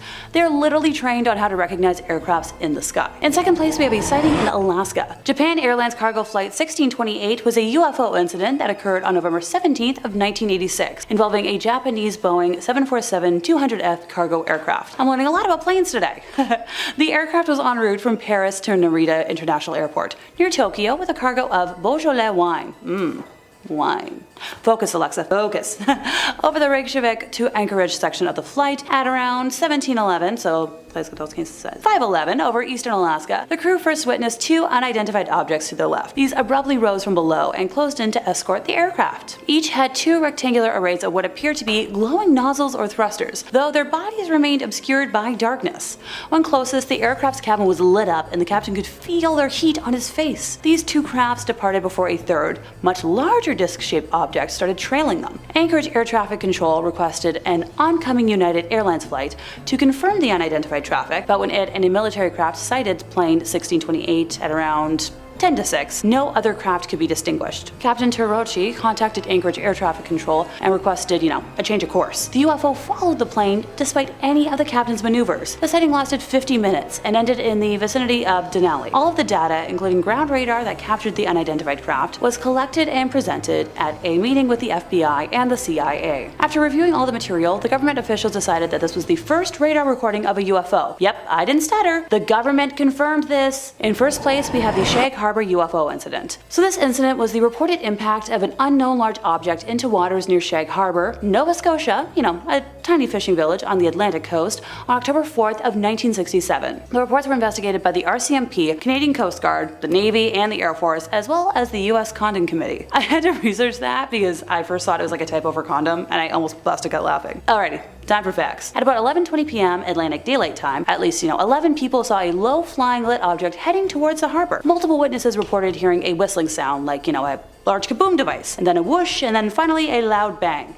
While en route to Toronto, while flying over Sherbrooke and Saint Jean, Quebec, at around 3,658 meters from the Halifax International Airport, Air Canada officer Robert Ralph pointed out to Captain Pierre Charbonneau on Flight 305 that there was, something strange out the left side of the aircraft at 7:15 p.m. In his report, the captain reported an object tracking along on a parallel course a few miles away. He described it as a brilliantly lit, rectangular object with a string of smaller lights trailing it. At 7:19 p.m., the pilots noticed a sizable silent explosion near the large object, and 2 minutes later, a second explosion occurred which faded to a blue cloud around the object. Meanwhile, while standing at the wheelhouse of his vessel, Captain Leo Howard Mercy was looking at 4 blips on his Decker radar that were stationary. When he looked up at about 28 kilometers from the vessel's windows, he could see the 4 bright objects situated in a roughly rectangular formation. The entire crew of nearly 20 fishermen stood on deck and watched the object in the northeastern sky. Mercy radioed the Rescue Coordination Center and the harbor master in Halifax, asking for an explanation, and filed a report with the Lunenburg RCMP outlining his sighting when they returned to port. Over in Halifax, the Chronicle Herald and local radio stations reported a glowing object that was seen by many people who called their newsroom. They reported witnessing strange glowing objects flying around Halifax at around 10 p.m. Assuming an aircraft had crashed, within about 15 minutes, 2 RCMP officers arrived at the scene. Concerned for survivors, the RCMP detachment contacted the Rescue Coordination Center in Halifax to advise them of the situation and ask if any aircrafts were missing. Before any attempt at rescue could be made, the flying object, with the light still showing, started to sink and disappeared from view, so a rescue mission was quickly assembled. Within half an hour of the crash, local fishing boats went out to the crash site in the waters of the Gulf of Maine off Shag Harbor to look for survivors. Here's the fun part. No survivors, bodies, or debris were taken, either by the fishermen or by a Canadian Coast Guard search and rescue cutter, which arrived about an hour later from nearby Clark's Harbor. By the next morning, RCC Halifax had determined that no aircrafts were missing. While still tasked with the search, the captain of the Canadian Coast Guard cutter received a radio message from RCC Halifax that all commercial, private, and military aircraft were accounted for along the eastern seaboard in both Atlantic provinces and New England. That same morning, RCC Halifax also sent a priority telex to the air desk at Air Force headquarters in Ottawa, which handled all civilian and military UFO sightings, informing them of the crash and that all conventional explanations such as aircraft, flares, had been dismissed. The object was never officially identified and was therefore referred to as an unidentified flying object in the Government of Canada documents. Yep, that was the name. I'm just going to repeat this. The Government of Canada officially confirmed it as a UFO. 2 days after the incident had been observed, a detachment of Navy divers from Fleet Diving Unit Atlantic was assembled, and for the next 3 days, they combed the seafloor of the Gulf of Maine off Shag Harbor looking for an object. The final report said no trace of an object was found. Just saying. Fascinating that no one found anything, and that the government confirmed it was a UFO. So take that, skeptics. Number 5. Las Vegas body cam. My dear ghouls, things are heating up in the sky lately, and the whole world is coming down bad with alien fever. If you're a UFO enthusiast, the odds are very good you've heard a thing or two about the recent sighting in Las Vegas. That's kind of building up to be a modern day Roswell with all the conspiracy and cover-up allegations. NASA's planetary defense officer, which, side note, I did not know was a real job, told Motherboard, a branch of Vice News, that a green fireball observed last month was not a UFO, but rather a small meteor less than a meter in size that landed smack dab in somebody's backyard. Now, the Las Vegas police officers who responded to the call say they didn't find any aliens in a manhunt, or alien hunt, I suppose is probably more accurate, but they do hope to find them in the future, citing the city's close proximity to Area 51 as a source of speculation. Now, the problem is that footage went wildly viral over the internet when a police officer's body cam was uploaded. We've got a little bit of this footage for you here today. It's kind of hard to make anything out of it, like most blurry alien footage, but it's fun to let our speculations run wild, and this TikToker seems adamant that you can see an alien over one of the cop's shoulders. Personally, I think it does look a bit just like a light or like a headlight or something, but you let me know what you feel like you see. The case has been captivating, with the callers, the 911 callers, claiming that they saw tall, non-human entities in their backyard with big glowing eyes looking at them.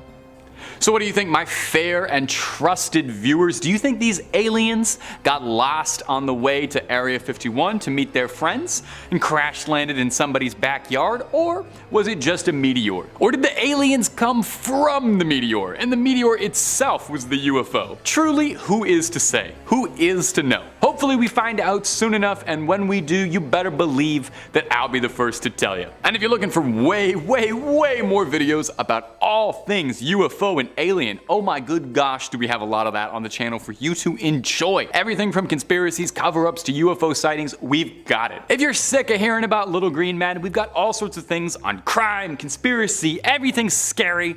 It's on Top 5. So hit subscribe, make sure you hit that little bell as well, and don't miss a single thing. But you get to do that at the end of this video for me, okay? Because I got 4 more UFO sightings coming up for you right now. Number 4, the Pentagon. We are at a truly exciting time to be an enthusiast of UFOs and aliens. It feels more so than any other point in human history that the discussion around aliens and UFOs is leaving the fringe sciences and starting to become accepted, commonplace by respectable employed people, not just folks wearing tinfoil. Recently, the Pentagon released a video of a reported UFO zipping around near an Air Force drone and revealed footage to, quote the Pentagon, everyone thought was truly anomalous, which is government speak for we don't know what the fuck this is. At the time, the object appeared to be moving with something propelling it forward, but a later determination would show that it didn't, which baffled and puzzled the analysts, as usually something propels you forward in the air. Now, this hearing was very interesting for a few reasons, but foremost, it allowed us a little bit of insight into how government agencies go about treating UFO sightings. We learned they categorize them first by what they most likely are, starting with the obvious things like planes or balloons, which account for like 99% of all UFO sightings. And then when it's something they truly cannot immediately identify, they prioritize where was it found? How is the object maneuvering? Does it seem like it's being driven? Control. Does it seem as if it has a payload? Does it have something attached to it? The hearing started by saying that the Pentagon currently doesn't believe that they have any definitive proof of extraterrestrial life on Earth, but concluded by saying that we'll be getting another disclosure document coming soon, possibly even as early as July. So we have huge, exciting things on the horizon coming up in July, and I'm not just talking about the Barbie movie.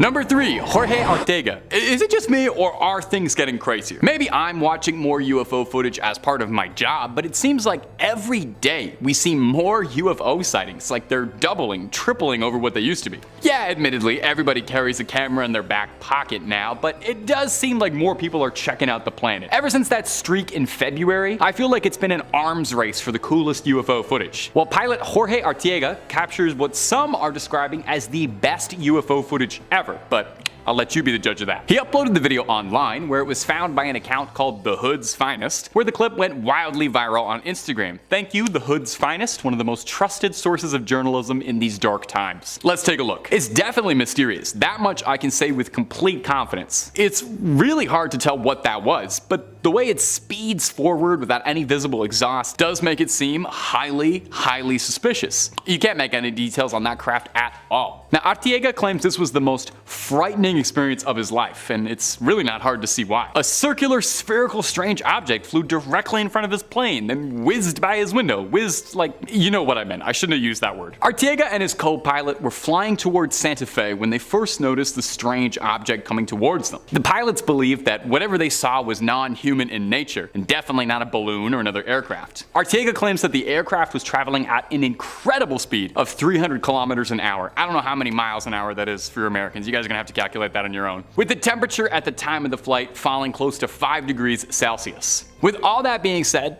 it seems less likely that it's a bird or a balloon, and possibly something far more mysterious. As always, I love to hear your guys' opinion on stuff like this, so feel free to debate away in the comments if you think you've got an idea or an angle on this that I'm not seeing. We need as many eyes on this as possible. Of course, you can also just, I don't know, tell me something nice about your day. Tell me something that made you smile today. I love hearing about that too. Number 2, Chad Underwood. I think by now, if you're subscribed to the channel, and I hope you are, you've heard a thing or two about the Tic Tac UFOs that the Navy released videos of. In a lot of ways, these videos were kind of one of the first big steps for this recent surge of UFO, UAP stuff being taken kind of seriously, with these baffling videos leaked by the Navy that no one could explain. Although they were taken years and years ago, back in the halcyon days of 2004, the pilot who took the video has rarely spoken out about his experiences at all, for the understandable fear that he'd be lumped in with, quote, the little green men crazies that are out there.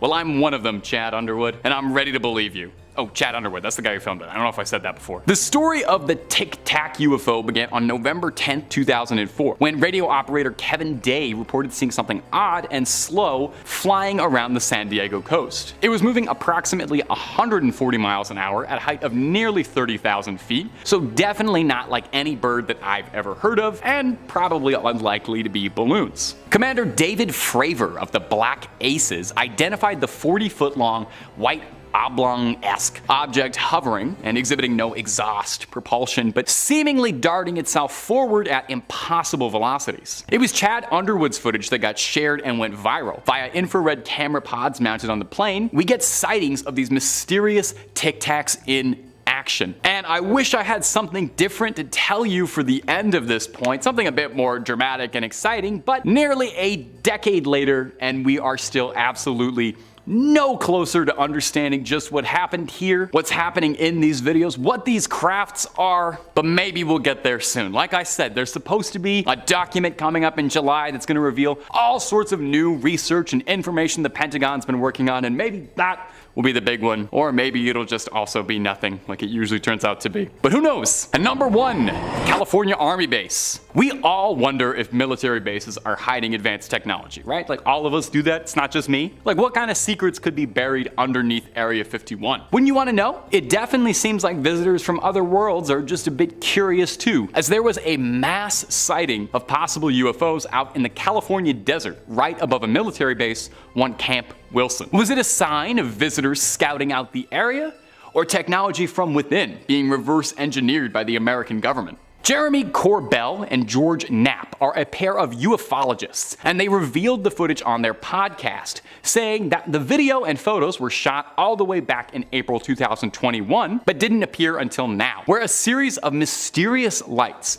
manifested above the base for 9 minutes, prompting the Marines to launch a significant air and ground response. You know, just in case this turned out to be like an Independence Day kind of sitch. The Marines fired flares at the UFO, and the craft disappeared just before the flares could illuminate what they were. Classic, that's just like every single UFO story, you know, right before the good part. The hosts of the podcast go on to say that there was no media coverage whatsoever of the incident. I mean, I don't really remember anybody talking about this in April 2021, but I also don't remember April 2021, so I'm not a trusted source. But since then, nothing really has come out about it. They got the tip from someone at the base, from a person who was pretty high up, they quote. The tip was that there was more to this story that was being led on. Now, some viewers, some astute alien fans have pointed out a noticeable similarity between this incident and the Phoenix Light event in 1997, where a series of strange lights hovered over the city of Phoenix,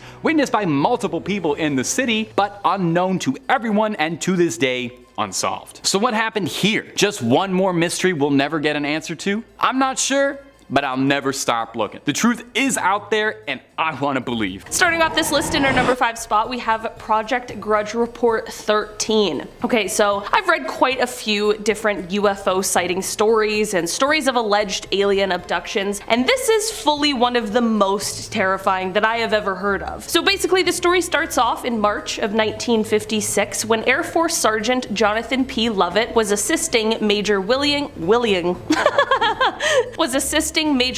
Cunningham in the White Sands Missile Testing Grounds near Holloman Air Force Base in New Mexico. The pair were out searching for debris from a recent rocket test when Major Cunningham heard a loud scream. His first thought was that Sergeant Lovett had been bitten by a snake, so he went around to help aid his partner when he allegedly saw something he never expected. He recounted seeing the sergeant being dragged away by some sort of long serpentine arm that had wrapped around his legs. Whatever this creature was, it was connected to a hovering silver disc that was in the air about 15 feet away. The major stood there in horror as he watched this creature and the sergeant retreat into the craft, which then rose vertically into the sky. Of course, he radioed for help, and while he was taken to the hospital for observation, search teams were sent out immediately. It wouldn't happen until 3 days later that they would find the body of Sergeant Lovett, only 10 miles from the site where he was said to have disappeared from. The autopsy performed on him later also only raised more questions than answers, as his body was severely harmed. So of course there was an investigation that happened, and many people claim this investigation was detailed in a 600-page document labeled Project Grudge Report 13. But the problem with this is that no official information on Report 13 exists, and the US government denies its very existence. Though Grudge Reports 1 through 12 have been declassified, along with Report 14, no official mention or accounting of Report 13 exists, and the story solely relies on secondhand accounts of the horrible incident. In our number 4 spot today, we have the cigar-shaped UFO. Okay, so let's set the stage. It's 2:45 a.m. on July 24th, 1948, and there are 20 passengers aboard a twin-engine propeller plane that is at 5,000 feet, being flown from Houston to Atlanta by pilot Clarence S. Childs and co-pilot John B. Whitted. Out of the 20 passengers on board, 19 of them are asleep at these early morning hours, and everything seems to be going as per usual until it wasn't. The 2 pilots and the 1 passenger who was awake all witnessed the same thing about 20 miles southeast of Montgomery, Alabama. About a week after the incident, the pilot explained what he had seen by saying, quote, "It was clear there were no wings present, that it was powered by some jet or other type of power shooting flame from the rear some 50 feet. There were 2 rows of windows which indicated an upper and a lower deck, and from inside these windows a very bright light was glowing. Underneath the ship there was a blue glow of light. By his estimates, he watched the UFO for about 10 seconds before it completely vanished." The co-pilot gave a similar explanation and also added, quote, "The object was cigar-shaped and seemed to be about 100 feet in length. The fuselage appeared to be about 3 times the circumference of a B-29 fuselage. It had 2 rows of windows, an upper and a lower. The windows were very large and seemed square. They were white with light, which seemed to be caused by some type of combustion. I asked Captain Childs what we had just seen, and he said that he didn't know." Well, this is obviously all very strange and peculiar. What has driven UFO enthusiasts even more is the fact that this strange sighting was of course later investigated by the US government, but the results of that investigation have allegedly been mostly destroyed. Does that mean that they found something they aren't willing to share yet? Some believe that perhaps the pilots and the passenger witnessed a secret Soviet spy craft, while others believe it was definitely something of the extraterrestrial variety. In our number 3 spot today, we have the Lubbock incident. On August 25th, 1951 in Lubbock, Texas, a group of scientists from the Texas Technical College were all hanging out in the backyard of geology professor Dr. W.I. Robinson. They were all just chilling, enjoying each other's company, until around 9:20 p.m. when they saw something very strange. It was a V-shaped formation of 15 to 30 bluish-green lights passing overhead. They were completely confused over what it could be, but figured that the lights would likely reappear, which they did. About an hour later, the lights reappeared, and at this point, all of these scientists knew that they had witnessed something exceptionally interesting, but what was it? The scientists weren't the only ones to witness the lights either. About 350 miles away in Albuquerque, New Mexico, an employee of the Atomic Energy Commission's top secret Sandia Corporation, who had a high-level Q security clearance, had been sitting outside with his wife, quote, gazing at the night sky, commenting on how beautiful it was, when both of them were startled at the sight of a huge airplane flying swiftly and silently over their home. On the aft edge of the wings, there were 6 to 8 pairs of soft, glowing bluish lights. There were more sightings as well, all reporting a similar thing. The group of scientists began investigating, tracking the lights, which they witnessed 12 more times. They measured the angle of the lights, they tracked the speed, and they attempted, unsuccessfully, to try and measure the UFO's altitude. Here's the deal with this though. The government did end up investigating, but the official explanation for these lights is the most cryptic message I've ever seen. It read, quote, "I thought that the professor's lights might have been some kind of birds reflecting the light from mercury vapor streetlights, but I was wrong. They weren't birds. They weren't refracted light. But they weren't spaceships. The lights that the professor saw have been positively identified as a very commonplace and easily explainable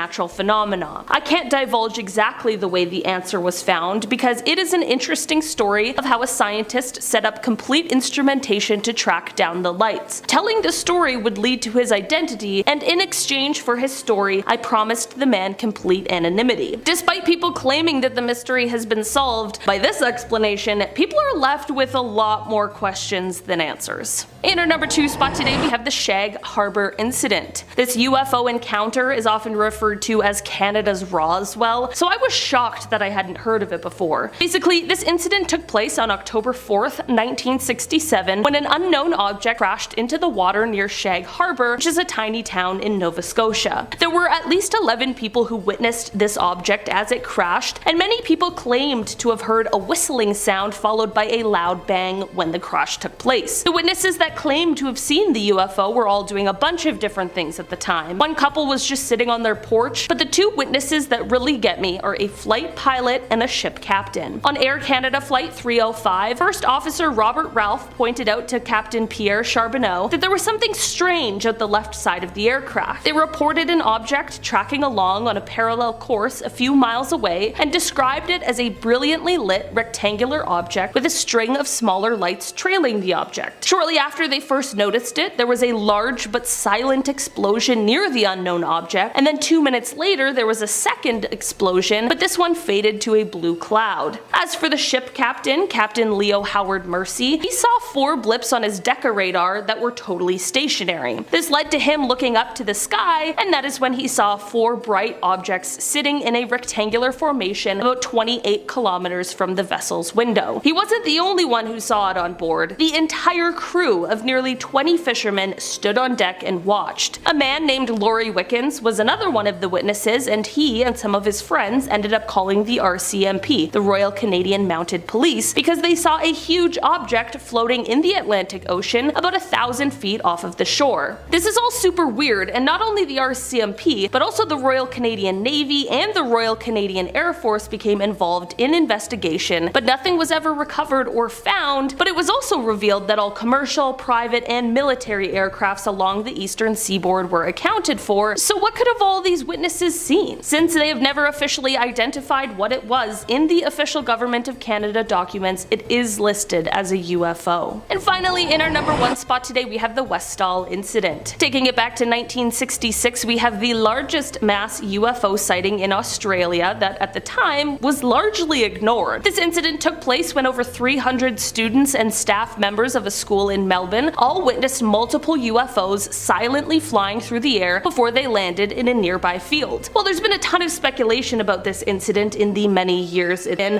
One witness account stands out among the rest, and that is the account made by the science teacher from the school, Andrew Greenwood. He was alerted to the UFO event by a hysterical student, and when he went outside to see for himself, everything changed. Previously a skeptic of UFO stories, Andrew's mind was abruptly changed when he saw, as he described it, a round silver object about the size of a car with a metal rod sticking up in the air. He went on to explain that suddenly 5 planes came and surrounded the object, all while more people were gathering to watch. He called what happened next the most amazing flying he has ever seen, explaining that, quote, every time they got too close to the object it would slowly accelerate, then rapidly accelerate, and then move away from them and stop. Then they would take off after it again, and the same thing would happen. This went on for about 20 minutes before the mysterious object just vanished. As weird as this all was, what was almost weirder was what happened next. Firstly, the headmaster of the school is said to have tried to put a stop to anyone talking about the incident at all, threatening severe punishment to any student or staff who was caught speaking about it, and when the Royal Australian Air Force contacted him, he refused to talk to them at all about it. There have also been stories of witnesses getting visits from people warning them not to speak of the incident. Andrew explained, quote, when he asked the physical education teacher to describe what she had seen herself so that he could compare it with his own observation, she just wouldn't say anything. Another witness who did talk to Andrew and described what she had seen in great detail, just 30 minutes later refused to speak to him and wouldn't say a word. Was this because of the threats from the headmaster, or was something else going on here? This is definitely one strange UFO story that leaves behind a lot of questions.